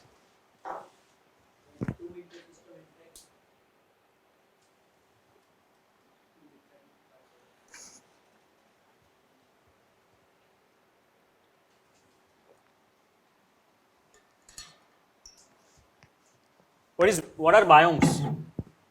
Anyone with geography optional? आपके पास देखा सब लोगों ने. Isn't it biome like grassland? Yes, they are the types of biomes. It's a particular area of interaction between. Yes, correct. In different temperature, geographical structure. Fine. Light for active forestation, tropical grassland. Fine. Ecosystem plus environment, atmosphere. Ecosystem plus atmosphere. Fine. So, what are biomes? See, biomes are a larger ecological unit dominated by the type of vegetation in that region. See, often the names of biomes are after the trees, vegetation present in that region. Grassland, forest, tundra, taiga, right? So often names of these biomes are after the vegetation present in that region, right? So biomes are a larger ecological unit which are characterized by a certain kind of vegetation influenced by the type of climate, right? So to define biomes, we take into account a larger unit, a larger ecological unit, right? And we try to find out the vegetation present in that particular region. And when we are talking about vegetation, vegetation has its influence, or vegetation are influenced by the climatic conditions of that region. Why grasslands have grasses? Why not trees? Because of the climatic conditions. Why forest ecosystem have a certain kind of forest, let's say deciduous forest, coniferous forest? Why do they have that kind of forest? Because of the climatic conditions, right? So biomes are a larger ecological unit characterized characterized by the type of vegetation present in that region, which is influenced by climatic conditions. And when we talk about climatic conditions, we are primarily focusing upon two most important climatic conditions, which are prime determinants of the type of vegetation. Yes, right. They are temperature and precipitation. Right. These two factors have the influence on the type of vegetation that a certain region will have. How we'll be discussing when we start discussing biomes separately. Right. Here I am just hinting at these levels of ecological organizations. Clear? Right. So that is biomes, and often questions have been asked by UPSC on biomes. This year there was a question. I think the question was related to savanna biome. Right. Last year also there was a question. I think that question was related to temperate grasslands. Right. So see, you'll have to go through previous year questions. They are very important. You cannot escape the analysis of previous year questions. Very important. Once you are aware of the syllabus, next step that you should follow whenever you are studying that particular subject is to go through previous year questions. Right? At least 5 years questions you should analyze. If not 10 years, at least 5 years. Right? If you are done with 5 years, then you may go beyond that as well. But to start with, at least 5 years should be your target. Fine. So that is the fifth level, and the last level, not so important from the perspective of the exam. It is biosphere. It is biosphere. Right. So what are biospheres? What is biosphere? Not biospheres. What is biosphere? Simple definition it is. Right. It is a point of interaction between lithosphere, atmosphere and hydrosphere where life exists. So this is biosphere. Fine. So that is largest ecological unit of ecological organizations. Largest unit. Fine. But from the exam's perspective, these three are important: community level, ecosystem and biomes. We have already studied community level because focus of community is on the biotic interactions, which we have referred to.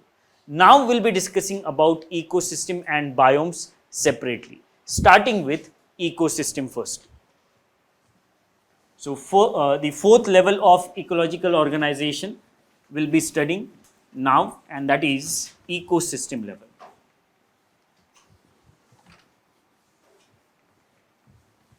Ecosystem.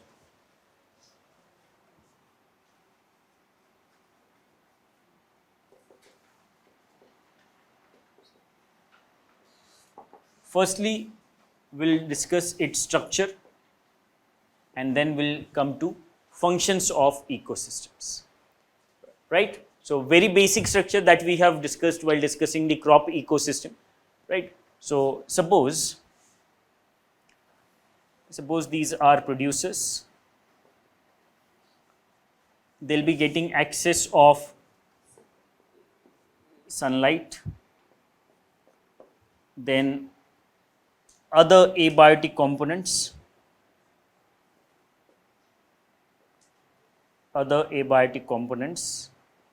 right? Using this, they will carry out the process of photosynthesis to produce their own food, which will be passed towards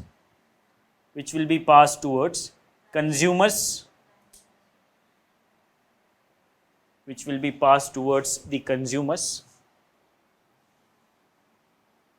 right? When they die, when both these die, they are acted upon by decomposers, right? And that is how the structure of ecosystem looks. So these are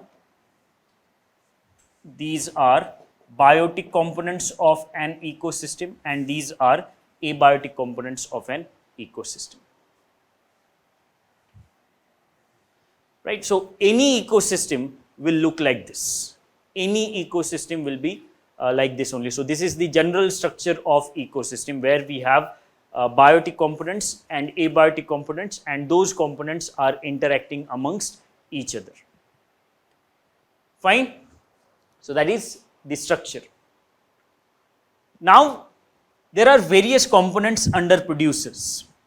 There are various components under the structure of ecosystem. For example, producers, they are the green plants, as well as some organisms like algae, right? Consumers, there are various levels of consumers. For example, primary, secondary and tertiary. There are other levels as well, but often you will find that there are 4 to 5 trophic levels only, right? Why not beyond? Because beyond that it would be difficult for that particular ecosystem to survive, right? Because you must be aware, as one goes away from the producer trophic level, the availability of food goes on decreasing, right? And that's why the number of trophic levels are limited to 4 or 5 trophic levels only, right? Then decomposers, right? So there are certain types of decomposers. There are certain differences in the decomposers that I would like you to write down, right? So important point this is, you must have heard about let's say Saprotrophs. Then you must have heard about the Scavengers, right? So what is the difference between decomposers, Saprotrophs and Scavengers? So heading that you should be giving after the structure is, or you may make a box. Let's say you have written these points, you can make a box. Heading is difference between decomposers,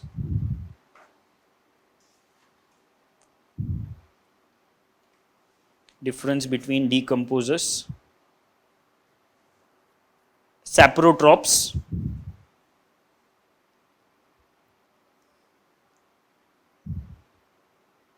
and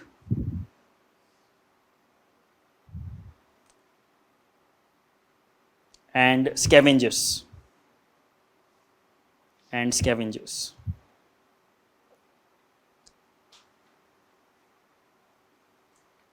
Just a minute.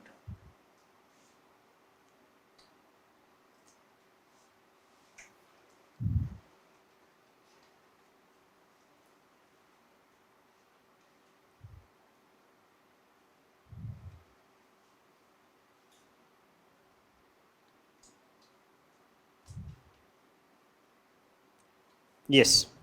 So firstly decomposers. Organisms that consume dead organisms. Decomposers are the organisms that consume dead organisms and other organic waste.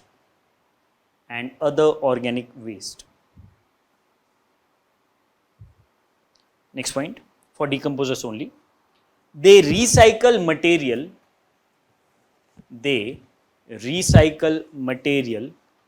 back to the ecosystem.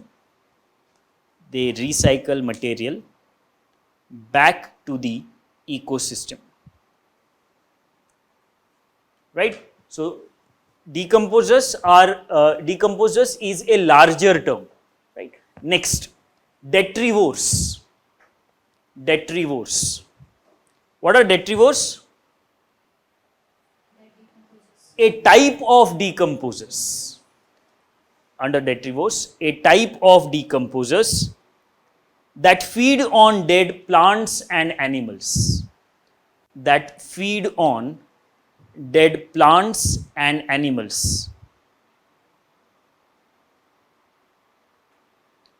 And digest them within their body. This is the point of difference between detrivores and saprotrophs.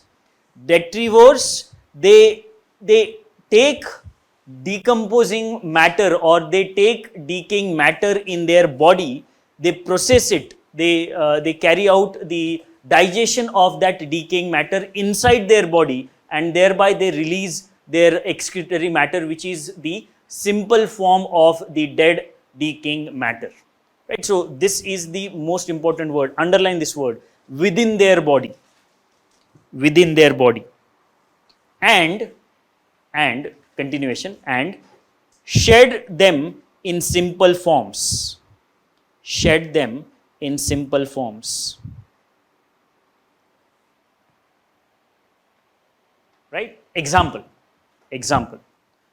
Detrivores example. In terrestrial ecosystem,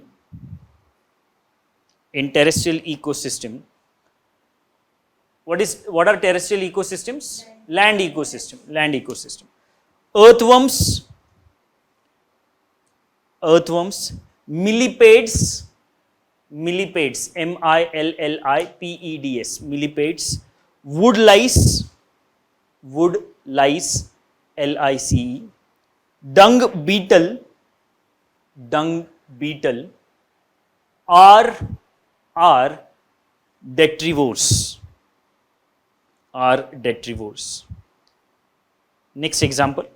In aquatic ecosystem,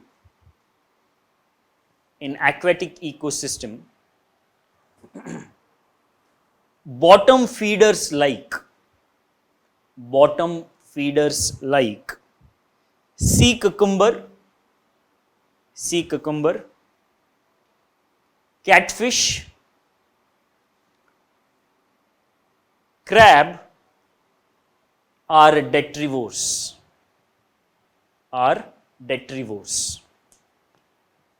Fine? Right, so that is detrivores. Next now, saprotrophs.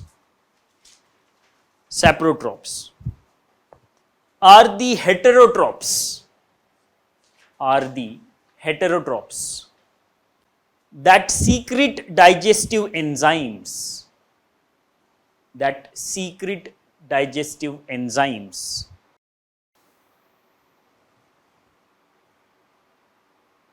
Which transforms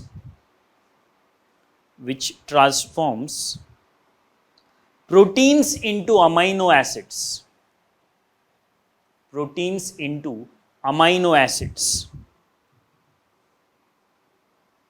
Starch into fructose and glucose.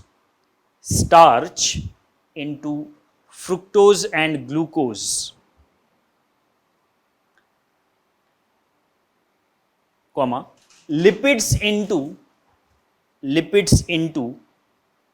fatty acids.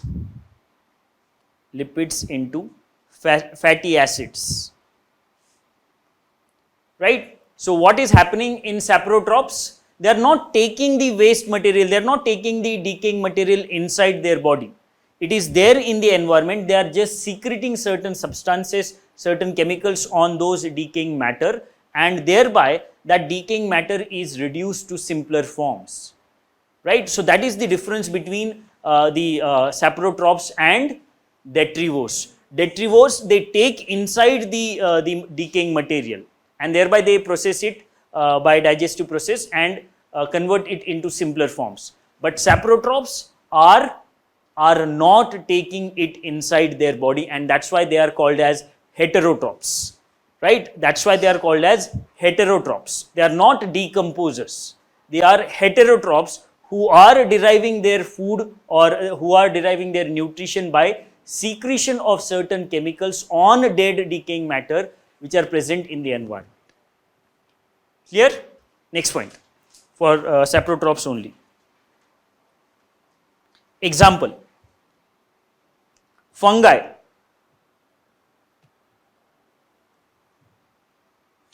Which can digest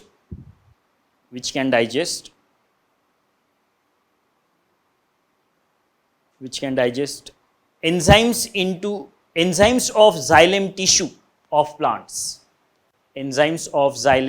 of plants.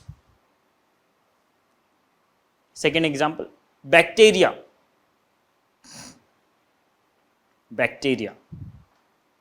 they reduce animal remains.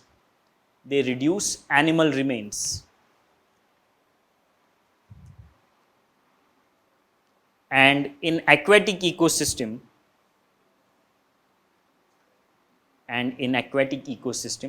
protozoa are saprotrophs, right? So protozoas, they are present in aquatic ecosystem primarily, but they are also present on soil as well, right? So that is the difference between decomposers, detrivores and saprotrophs. One more column is there of scavengers. So can you please tell me the difference between scavengers and other decomposers? Very simple difference. Who are scavengers? Can you give me any example? Vultures. Vultures are scavengers. Do they eat small amount of food or large amount of food compared to the decomposers? Large amount of food. So that is the difference between scavengers and other decomposers. It is the quantity, amount of dead matter used by vultures or scavengers which makes them different from decomposers, right? So you may write, scavengers, they feed on large amount of decaying matter, compared to other decomposers.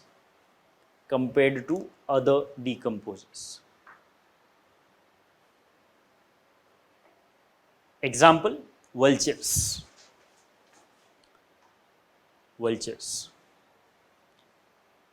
Right? So it is the amount which makes scavengers different. They take large amount of dead decaying matter.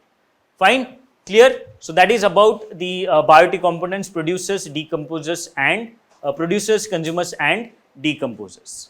Right? Now, for abiotic components also there are certain subcomponents. For example, we have organic matter, like let's say we have talked about lipids, we have talked about proteins, we have talked about let's say carbohydrates, right? So they are organic abiotic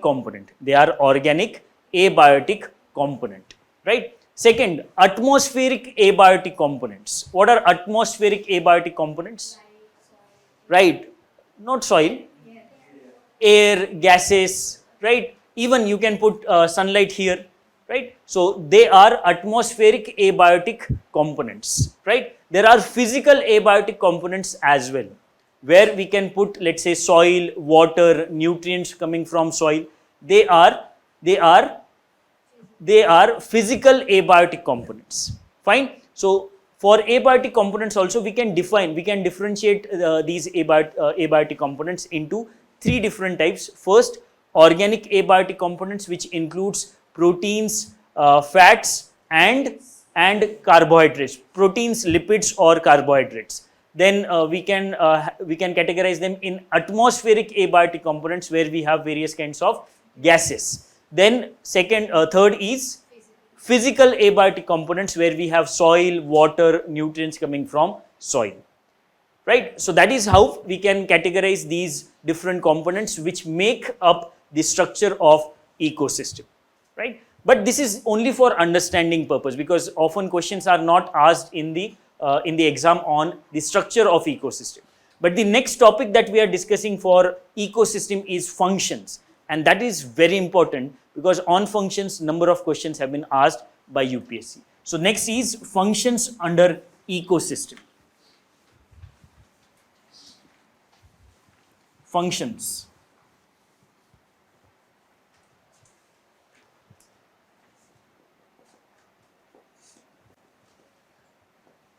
Functions. So there are four important functions that we will be discussing. Four important functions. First, it is energy flow. Second, biogeochemical cycles. biogeochemical cycles or nutrient cycles. Third, ecological succession. Ecological succession. And fourth will be homeostasis. Right, so these functions we'll be discussing, starting with energy flow.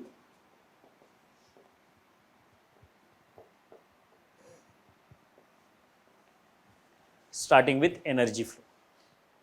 Right, so what is energy flow? See, as name suggests, energy flow is the flow of energy from producers to primary consumers, then to secondary consumers,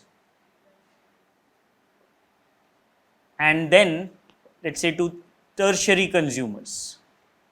And from there, from all these levels, it will be towards decomposers. Right? And this flow of energy from producers to primary to secondary to tertiary consumers can be represented in a form of diagram, and that diagram is ecological pyramids. That diagram is of ecological pyramids. Right? So the flow of energy can be represented in the diagrammatic form as well, where at the base we have producers. At the base we have producers. Then primary consumers. Then secondary. And then finally tertiary consumers. Fine. So that is how energy flows from producers to primary to secondary to tertiary consumers. Right? And if you observe, this pyramid tapers towards the top. That means the flow of energy, that means the amount of flow of energy keeps on reducing as we go away from the base of the ecological pyramid. Right? The flow of energy, the amount of flow of energy keeps on reducing. Why that happens? Because there is a 10% rule. There is a 10% rule. What does it say? It says that the amount of energy available to the next trophic level will be 10% of the energy at a certain trophic level. For example, let's say at this stage, at the stage of producers, we have 10,000 kilocalories of energy. At the level of primary consumers, it will be 1,000 kilocalories of energy. 1,000. Why? Because 10% of 10,000 is 1,000. Right? 10% of 1,000 is 10% of 10,000 is 1,000. Right? Similarly, at the secondary level, it will be 10% of 1,000. That means 100. And here it will be 10 kilocalories only. Right? So 10% rule is followed when energy flows from producers to primary to secondary to tertiary consumers. Fine?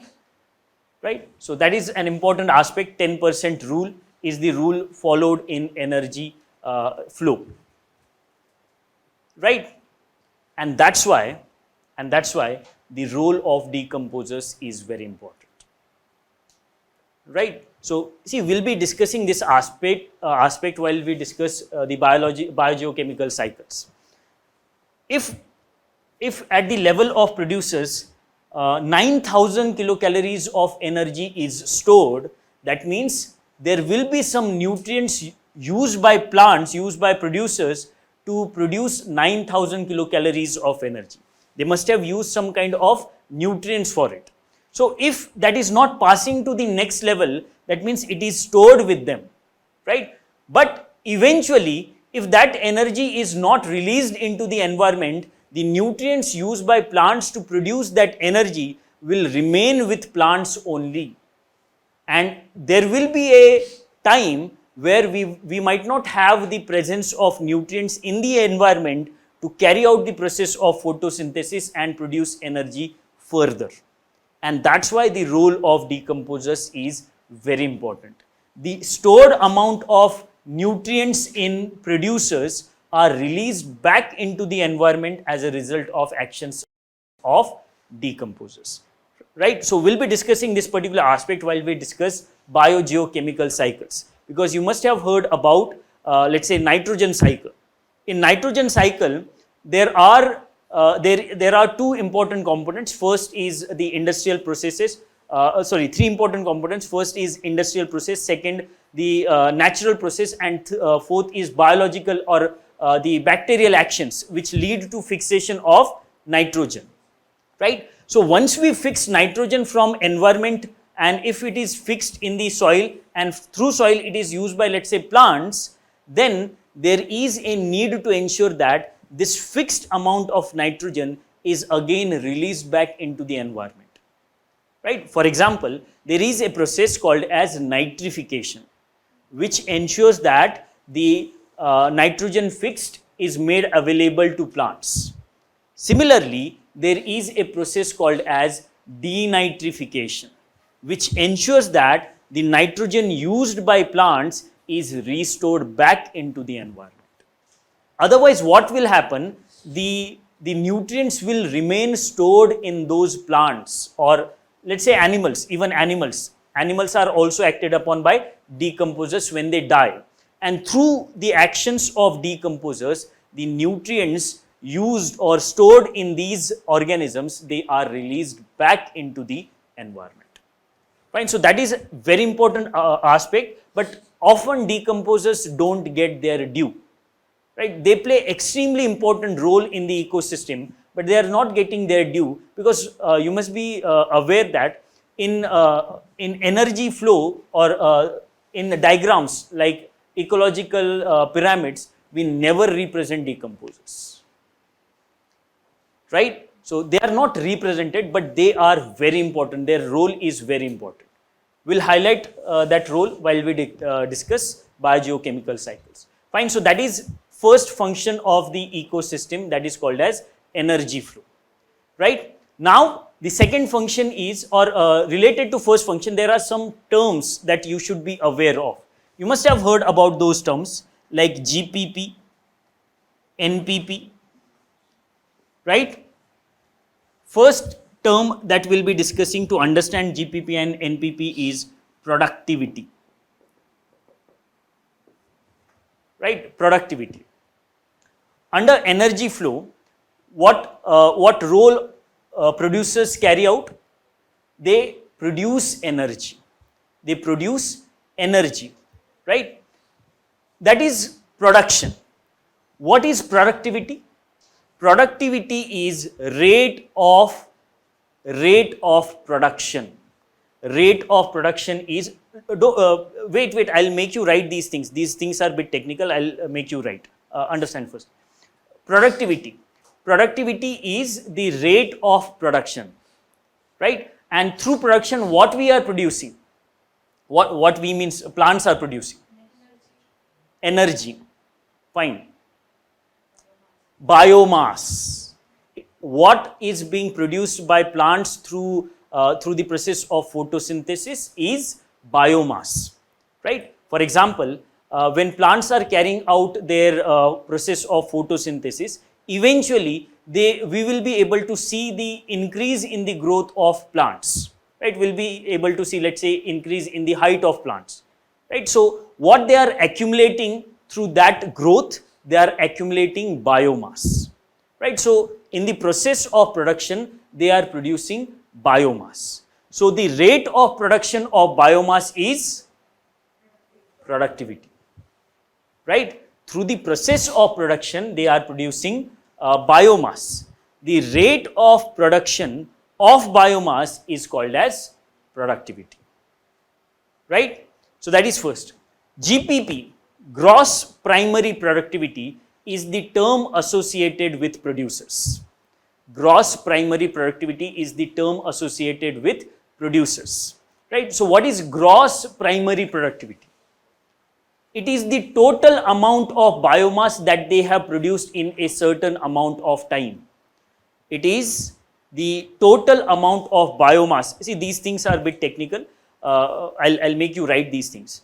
What is gross primary productivity? Gross primary productivity is the total amount of biomass produced by plants, right? Let's say we are talking in the terms of energy. So 10,000 kilocalories of the energy that they have produced in a certain time period. So let's say the biomass accounting for 10,000 kilocalories of energy is their gross primary productivity, right? It is the total biomass that they have produced, right? And using that biomass, they'll be able to derive energy, and that energy is, let's say, 10,000 kilocalories, fine? So that is first point.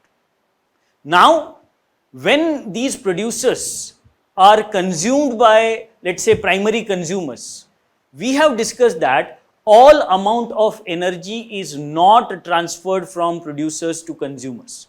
They store some kind of energy with them, and leftover amount is transferred towards the primary consumers, right? So the amount of energy transferred towards the primary consumers is called as net primary productivity, right? Let's say here, from out of 10,000 kilocalories of energy, 9,000 kilocalories is with plants only. They will use it, they will use that energy for their own activities, for their growth purpose, and that is called as respirational loss. That 9,000 kilocalories of energy is called as respirational loss. Respirational loss is it is not loss exactly, but it is a amount of energy used by plants for their own growth purpose, right? So 9,000 energy is respirational loss. When we subtract this respirational loss from gross primary productivity, what we will be getting? We'll be getting net primary productivity, and that is the amount of energy which will be available for the next trophic level or the trophic level of primary consumers. Fine? So these terms are very important. Next term is secondary productivity. Secondary productivity. What is secondary productivity? It is the productivity of consumers. Simple. It is the rate of production of consumers. Example, आप सोचोगे कि how we are able to produce it. See, it is not about production. Secondary productivity is not about production. Let's say we are taking some kind of food. Using that food, we are also growing. Let's say 5 years back, our weight was 50 kg. Someone's weight was 50 kg. Now that person is weighing, let's say 60 kg. So there is accumulation of biomass, yes or no? Right? There is accumulation of biomass, right? So this biomass or the rate of production of this biomass is nothing but secondary productivity, right? Secondary productivity is associated with consumers. The rate of production of biomass is by consumers is secondary productivity. Fine? Clear? Any doubt? If you have any doubt related to this, you may ask, because these terms are a bit technical. Let me repeat it. Productivity. What is productivity? It is the rate of production of biomass by plants or producers. By plants or producers. Right? Productivity is the rate of production of biomass by producers. GPP, gross primary productivity, is the total biomass of accumulated by plants in a certain time period. It is the total biomass accumulated by plants in a certain time period, right? NPP is the amount of biomass which is available for the next trophic level to use. And how we can arrive at NPP? If we subtract respirational loss from GPP, we'll be able to arrive at NPP, right? Secondary productivity is the rate of accumulation of biomass by consumers. By consumers. Right? So that is an important point related to productivity. Fine. But what is biomass? Tell me. What is biomass? It is dry weight. It is dry weight. For example, we'll be discussing about pyramid of biomass. There, I'll explain more. But as we have referred to that term here, biomass is dry weight. Why dry weight? Because let's say when at a particular time you have weighed yourself, right? Let's say right now it is 1:45. You have weighed yourself, and it was, let's say, 70 kg, right? You have had some water, let's say 1 liter of water, and after that you have weighed yourself. It will increase, right? So to reduce the influence of moisture, to negate the influence of moisture on the weight, we consider dry weight, and that dry weight is called as biomass. Fine. Biomass is dry weight of organisms in a particular habitat. Clear? Or let's say of an individual living in a certain habitat. It's a biomass of human beings, right? It is nothing but dry weight of human beings. Fine. So you may write down these things. Again, what you have written, 10% rule you have written. You may make a box. In that box, you should write this.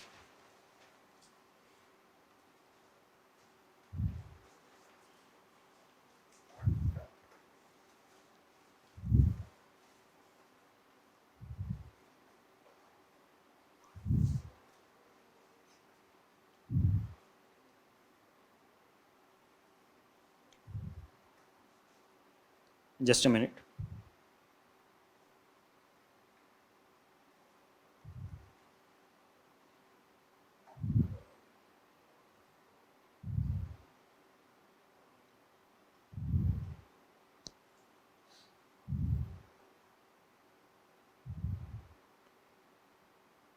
Yes.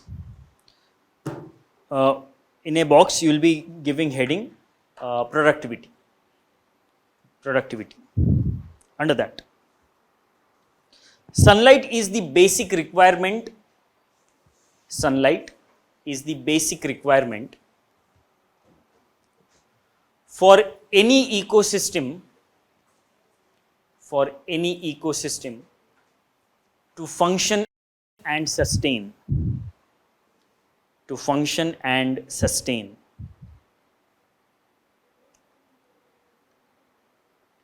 Next point. Plants use it. Plants use it for primary production.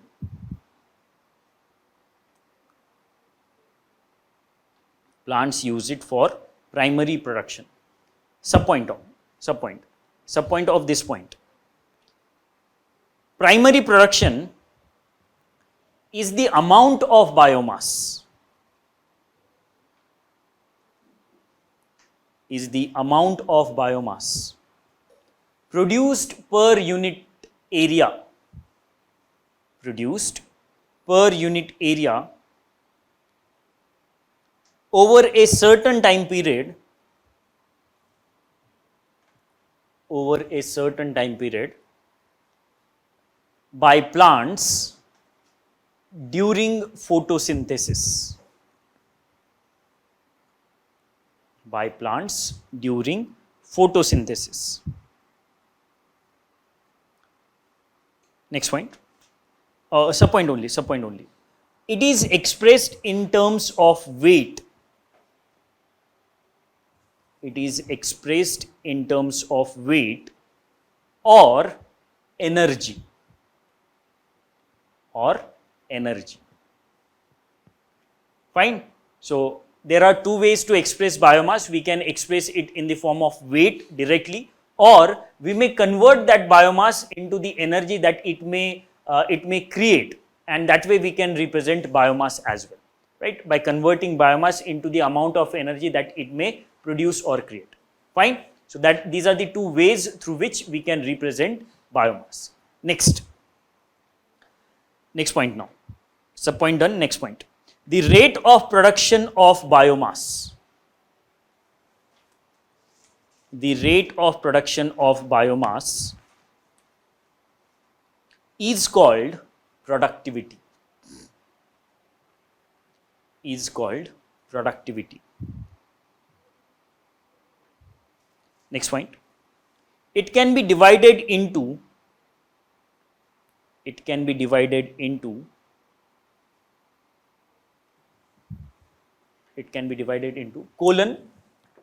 and first. Colon. This is called as colon and first. Gross primary productivity.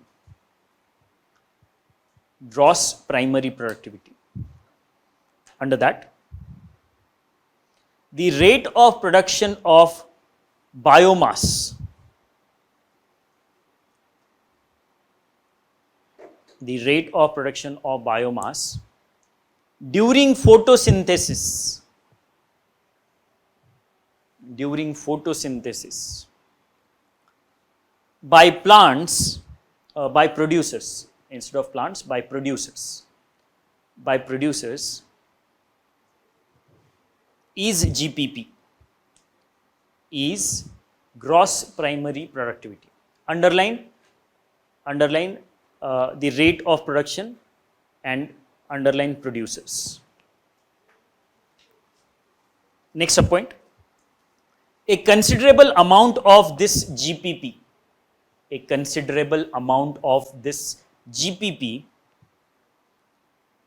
is utilized by plants,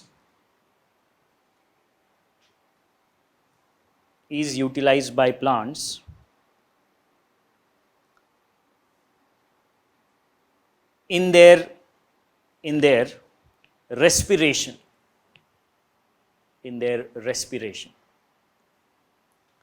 This amount is called respirational loss. This amount is called respirational loss.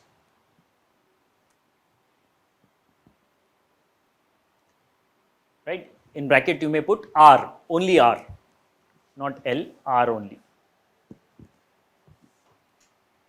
Right? Next. Second now, you have written first one GPP, second one NPP.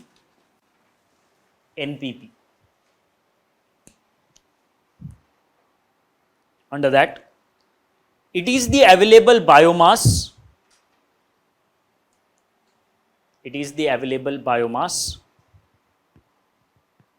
For the consumption of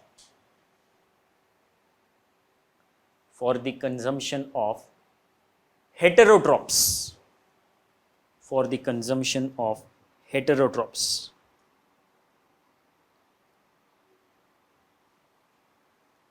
Right? You may write this as second point. NPP is equal to GPP minus R.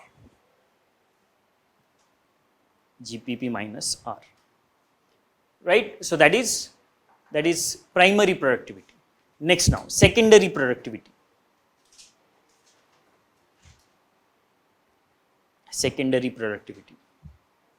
Under that, the rate of formation of, we are deliberately avoiding production word, the rate of formation of new biomass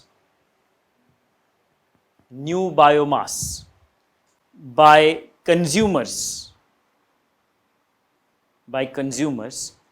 is secondary productivity.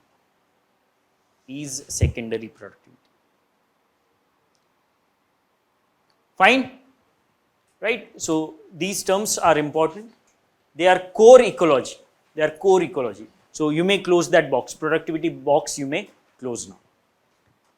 Fine? So that is about the productivity and the flow of energy. Now, as we have referred to ecological pyramids, we should also talk about the types of ecological pyramids. Very basic, but we will discuss it. The types of ecological pyramids. So basically there are three types of ecological pyramids. First is pyramid of numbers. First type is pyramid of numbers. So what do we represent in pyramid of numbers? We represent the number of individuals of a particular species at that trophic level, right? For example, let's say producers. Let's say here we have producers, then primary consumers, secondary consumers, and tertiary consumers. In a particular habitat, let's say we have 10 plants. So we have represented it at the level of producers, 10 plants, right? Then we have, let's say, 5 deers feeding on those 10 plants.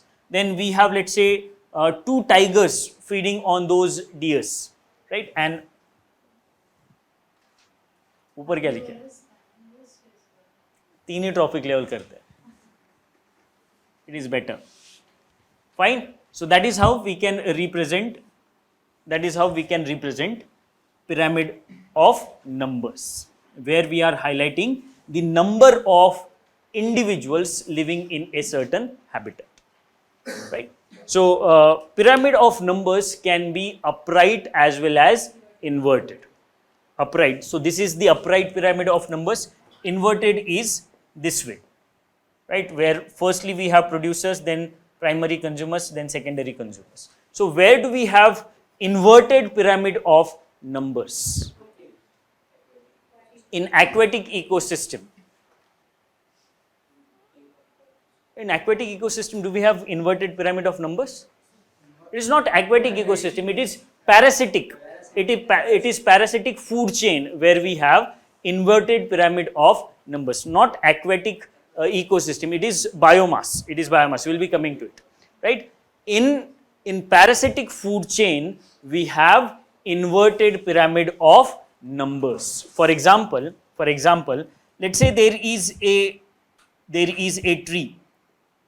Only one tree is there, right? So it will be used by, let's say, various insects, right? And these insects will be feeded upon by various birds. So it is pyramid of numbers which is inverted because only one tree is there. That tree is used as a habitat by various insects, and those various insects are feeded upon by even more birds, right? So that is pyramid of numbers which is inverted, right? Second type of ecological pyramid is pyramid of biomass, where we'll be representing the biomass of that particular trophic level. For example, let's say we have producers in the first trophic level, right? What we'll be doing, what is biomass? We have discussed biomass is a dry weight. So here we'll be weighing the producers of a particular habitat, and let's say its weight is 1000 kilograms. 1000 kilograms is the biomass of producers. Then we'll weigh the primary consumers in that particular region. Let's say we have deers. So the weight of deers is 500 kilograms, right? And then the secondary consumers, let's say tigers, whose weight is 550 kilograms, right? So that is the pyramid of biomass, where we have represented the biomass of various trophic levels, right? Similar to pyramid of numbers, pyramid of biomass can also be inverted. Where do we have inverted pyramid of biomass? In aquatic ecosystem, we have inverted pyramid of biomass. For example, suppose we have here phytoplanktons. What are phytoplanktons? They are producers in aquatic ecosystem. Phytoplanktons are producers in aquatic ecosystem. Now these phytoplanktons are feeded upon by, let's say, small fishes. They are used as a source of food by small fishes. Now these small fishes are used as a source of food by large fishes, right? So this is the aquatic food chain, where we have producers at the first level in the form of phytoplanktons, followed by primary consumers, which are small fishes, and then large fishes. Now if we weigh them, if we weigh them, if we try to find out their biomass, see, phytoplanktons are very small producers, very small living organisms, right? So their weight is very less, right? And that's why we'll have, let's say, if we weigh phytoplanktons, it is around 100 kilograms, right? Now, if we weigh small fishes, it will be, let's say, 500 kilograms. And large fishes will have weight which is, let's say, 1000 kilograms, right? So here what has happened, the pyramid of biomass is inverted, right? Given the size of producers in aquatic ecosystem, we have inverted pyramid of biomass. Fine. So that is pyramid of biomass, which was the second type. Third type of ecological pyramid is pyramid of energy. Pyramid of energy, right? So what do we represent in pyramid of energy? We represent the amount of energy present at that trophic level, right? Let's say at the producer's level, we have 1000 kilocalories of energy. 1000 kilocalories of energy. So that will be represented in the pyramid of energy. Then at the primary level, primary consumers level, it is 500 kilocalories of energy, and then 100 kilocalories of energy at the level of secondary consumers. But unlike pyramid of numbers and pyramid of biomass, which can be inverted, pyramid of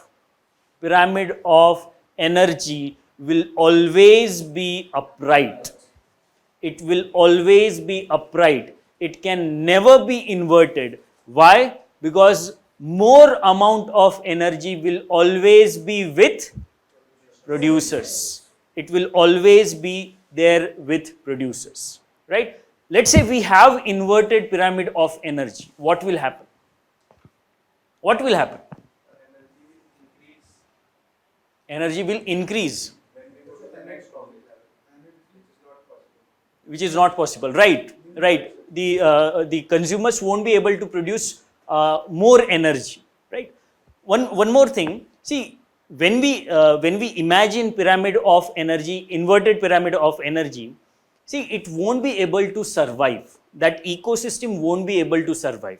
Why? It will automatically collapse. Why? For example, let's say there is more energy at the top level than the bottom level. That means the amount of energy at the top level is more than the bottom level. See, if that is the case, producers will have to produce more amount of energy to ensure that that amount of energy which is present at the top level is maintained. But that is not possible, because number of producers in that ecosystem will be limited, right? And that ecosystem will automatically collapse, right? So inverted pyramid of energy is not possible. Any ecosystem, be it parasitic, be it aquatic, any ecosystem, energy pyramid should always be upright, because most amount of energy will be there with producers only. Fine. Now, associated with energy flow, there are two terms that we should study, and they are bioaccumulation and bio magnification. What is the time of class? Till 2:30, no? 2:30, no? Fine. Bioaccumulation, and second is bio magnification. Bioaccumulation and bio magnification. See, I have not dictated this part of ecological pyramid. It is very basic, and that's why, fine. So there is no need to dictate it. I hope you must have understood it, right? Understood? Fine. So bioaccumulation and bio magnification. See, what we have discussed in energy flow, we have discussed that there is a flow of energy from producers to primary consumers to secondary consumers to tertiary consumers, right? but through trophic levels or through food chain, only energy will not flow, right? Primarily it is energy which flows through trophic level, but sometimes there is flow of even toxic material through trophic levels, right? So that we'll be discussing now. First of all, we'll be discussing the term bioaccumulation. What is bioaccumulation? Accumulation of toxic material within a body of living. Right, right. See, as name suggests, bioaccumulation, bio means life, right? So accumulation of certain toxic material in the body of an organism is bioaccumulation. But there are certain important conditions. The accumulated toxic material, its amount should be more in the body of an organism compared to environment, compared to outer environment, right, external environment. The amount should be more inside the body, right? When it is more, we can say that it has accumulated over the period of time, right? So time is an important factor for bioaccumulation. Bioaccumulation is accumulation of toxic material in the body of an organism over the time period, right? So the time period is an important condition for bioaccumulation, right? Now the toxic material has accumulated in the body of an organism. Now if that organism is let's say primary consumer, it will be feeded upon by secondary consumer, right? That organism, if it contains toxic material and if it is a primary consumer, it will be feeded upon by secondary consumer. Similarly, secondary consumer who has feeded that organism who contains the toxic material will be feeded upon by tertiary consumer. What happens in this case? In this case, there is a transfer of toxic material from one trophic level to the subsequent trophic level. And when it is passed along the trophic level, it gets magnified. Why it gets magnified? Let's say secondary consumer is feeding upon primary consumer. Will it feed upon only one primary consumer? It will need obviously many more primary consumers to ensure that it is getting its energy, right? So as it is feeding on many more primary consumers, the amount of toxic material accumulated at the level of secondary consumers will be far more than the amount at primary consumers level, right? So that what has happened in this case? In this case, the toxic material has got magnified. And what is the condition for magnification? Transfer through trophic levels, right? Bioaccumulation is the increase in the concentration of toxic material with time. Biomagnification is the increase in the concentration of toxic material with transfer along the trophic levels. That is an important difference between these two. Bioaccumulation is over time, biomagnification is through trophic levels. Fine. Now, for biomagnification to occur, there are certain important conditions. What are those conditions? Right.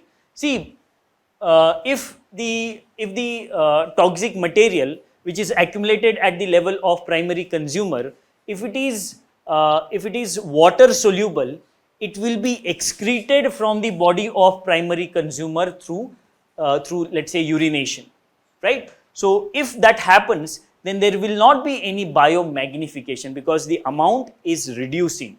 The amount of toxic material is getting reduced from the body of primary consumer as it is water soluble. So to ensure that biomagnification occurs, toxic material should not be water soluble. It should not be water soluble. That is the first condition, right? Secondly, it should be soluble in fats. Because if it is soluble in fats, what will happen? it will remain stored in the body of the organism at this level. Fine, right? So it should be fat soluble. It should not be water soluble. Secondly, it should be mobile. That means there is a possibility of its transfer from one organism to another organism, or from one trophic level to another trophic level, right? It should be mobile.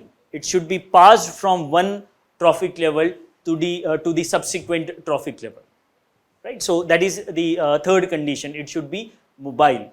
Fourth, Reactive, active, reactive, stable. it should be Stable or active.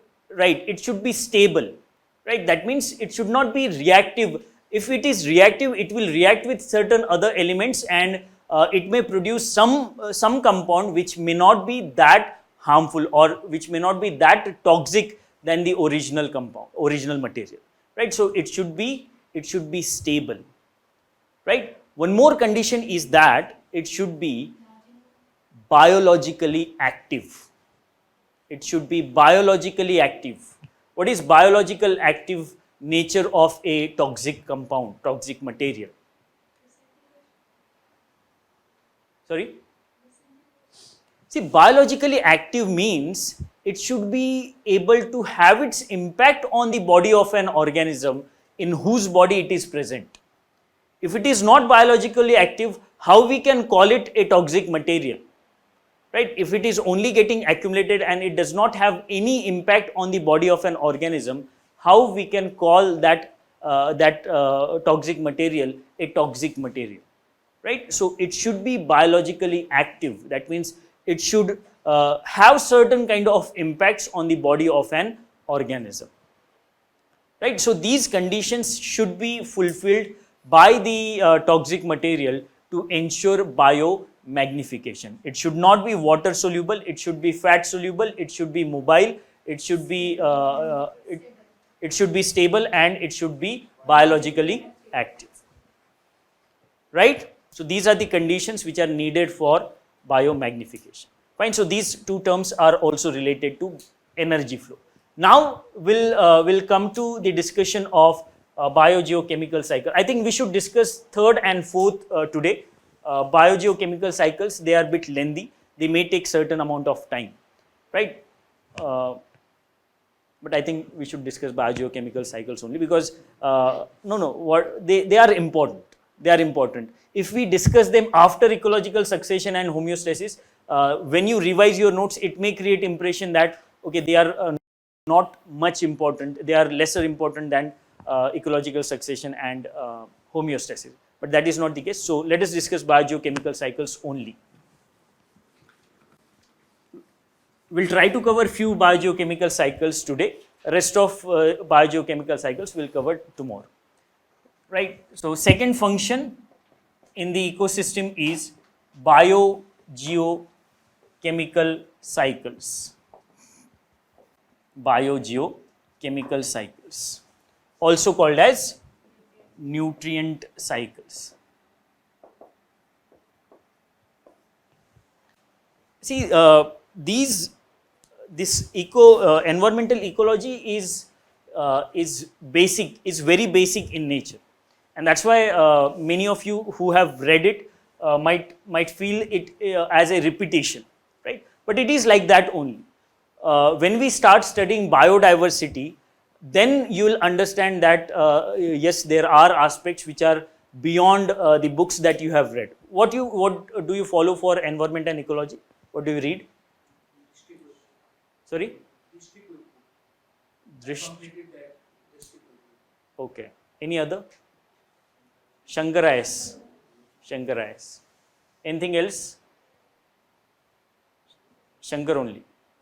Fine. See, Shankar IS book is good, but you will have to filter the content from it, right? Because too much of information is there in that book, right? Which might not be very useful from the exam's perspective. So you will have to filter the information, right? Similarly, second point related to Shankar, despite its lengthy nature, I think certain content is not very well organized. I think most of the conventions they have covered towards the end, right? And that do not help in the segregation of those conventions, right? For example, if we study biodiversity and if we study conventions related to biodiversity then and there, then it will create the clarity. Okay, this convention is for this purpose, right? Often, as a result of this, students do not understand that when we are talking about biodiversity and its conservation, UNFCCC is not the convention for it. It is CBD which is the convention for the conservation of biodiversity. Fine. Yes, UNFCCC. If through UNFCCC we are achieving the goals of Paris deal, then climate change mitigation will be there, and that will have its impact on the biodiversity conservation. But to be precise, to be specific, the convention related to conservation of biodiversity is UNCBD. So that clarity should be there, right? CITES, it is not for climate change, it is for biodiversity conservation. So that clarity should be there, and as the conventions are discussed at a single place in that book, it does not create, or it does not give that kind of clarity. But still, it is a good book. Right, you should follow it, but while reading it, you should make sure that you are filtering the content by removing those aspects which are not very important from the exams perspective, right? और वो कैसे पता चलेगा आपको कि कौन सा important है, कौन सा नहीं है? If you follow previous year questions, right? So biogeochemical cycles. Why they are called as biogeochemical cycles? Because see, they are nutrients, right? So chemicals. The word chemical is used because nutrients are cycled through them. Bio word is used because living beings are involved in these cycles. And geo means earth. As many of these nutrients are present in the earth's crust, geo term is also used, right? Biogeochemical cycles. That means the chemicals, nutrients which are cycled through living organisms as well as through earth. Fine. Basically, there are two types of biogeochemical cycles or nutrient cycles. What are they? Gaseous and sedimentary. Fine. Gaseous cycles and sedimentary cycles. Gaseous cycles and sedimentary cycles, right? So gaseous cycles are the cycles related to those nutrients which are cycled through Earth's atmosphere, right? Gaseous cycles are the nutrient cycles, are the biogeochemical cycles which are cycling nutrients present in the Earth's atmosphere, right? On the other hand, sedimentary cycles are cycling those nutrients which are present in Earth's crust, For example, important gaseous cycles are water cycle, carbon cycle, oxygen cycle, and nitrogen cycle. The most important amongst them is nitrogen cycle, right? These are very simple, but nitrogen cycle is equally complex, right? Then sedimentary cycles, primarily two sediments, phosphorus cycle and sulfur cycle, right? So these cycles will be discussing under biogeochemical cycles, right? Starting with water cycle.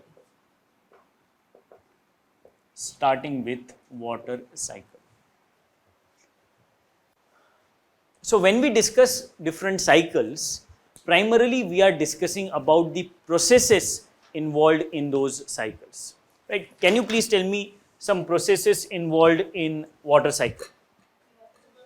Right, evaporation.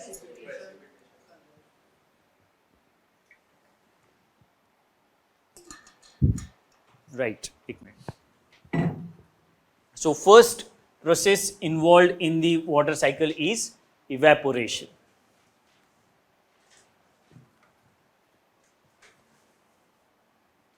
So let's say this is water body. There will be evaporation of water through it. After that, next step, condensation. Condensation. What happens in condensation? Gaseous turn into the vapor. It is reverse of evaporation. So in evaporation, liquid is converted into gas. In condensation, gas is converted into liquid, right? So liquid drops are formed under condensation, but they are very minute, and that's why as they are minute, they are not able to come down. So it is in the form, they are present in the form of clouds, right? Those drops, those liquid drops formed as a result of condensation, given their small size, they cannot come down on the Earth's surface, and that's why they are present in the Earth's atmosphere in the form of clouds, right? Then precipitation. It is precipitation. After that,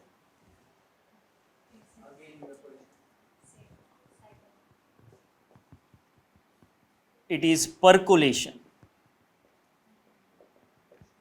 right? So these are the 4 important processes that are involved in water cycle. Percolation of precipitated or surplus water which has been received by precipitation into the groundwater, right? So percolation, it is an important process of water cycle. So 4 processes: evaporation, condensation, precipitation and percolation. Clear? Next is carbon cycle.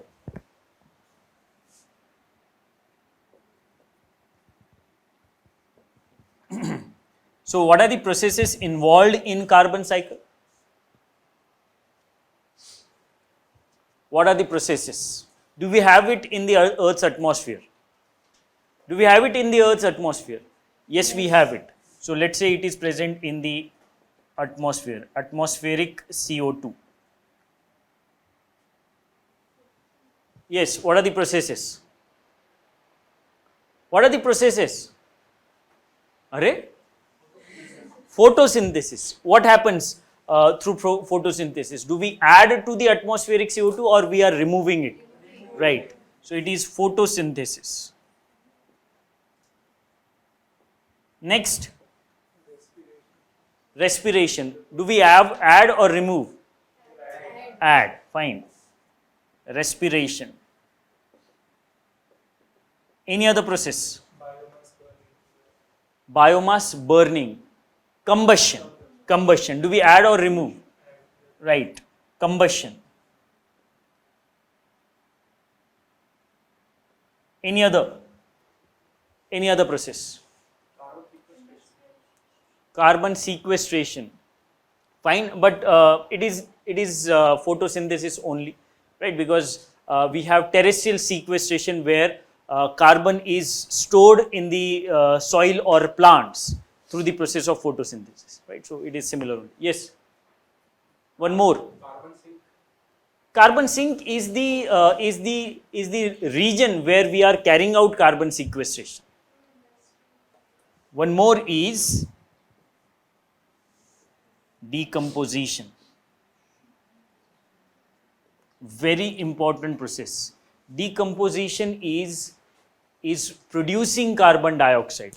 It is oxygen intensive process. That means it takes oxygen, and as a result of decomposition, it is removing or it is producing carbon dioxide, right? So carbon dioxide is removed only from the process of photosynthesis, but apart from that, combustion, decomposition and respiration are the processes which add carbon dioxide to the Earth's atmosphere.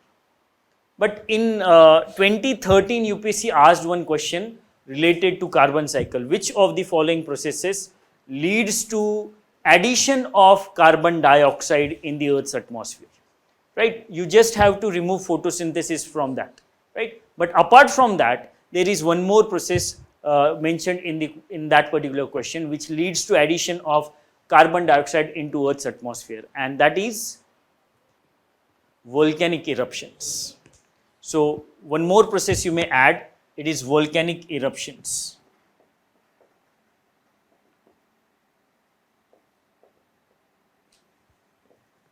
Which leads to addition of carbon dioxide. Fine. So that is about the carbon cycle.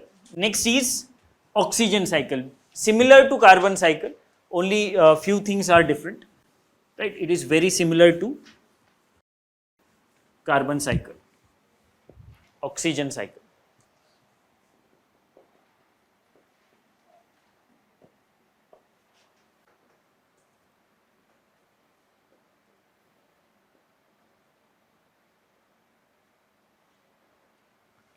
Right. So what are the processes involved in oxygen cycle? Again, same processes. Photosynthesis will remove or add? Will add. Photosynthesis. Respiration will remove or add? Remove.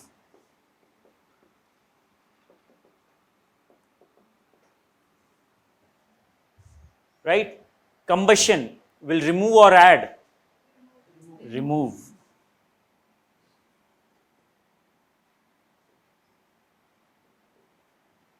Combustion. One more. Decomposition will remove or add? Decomposition. Right? So these are the processes involved in oxygen cycle. Fine. Next is nitrogen cycle, but we'll discuss it tomorrow, right? Because it is the most important, and there are many more processes involved in the nitrogen cycle. Fine. So we'll discuss it tomorrow, and then we'll also discuss about ecological succession and homeostasis. Then we'll come to the discussion of biomes. And the discussion of biomes is the most important part of this chapter, right? These things are very basic things. You must have read these things. You must be aware of these things. But the discussion of biomes is very important because we'll be discussing about the biomes of world as well as biomes of India, right? So fine, we'll discuss that part tomorrow. Any doubt? Any doubt? If you have, you may ask. No doubt. इतना समझ में आ गया? Yes, any doubt? No doubt.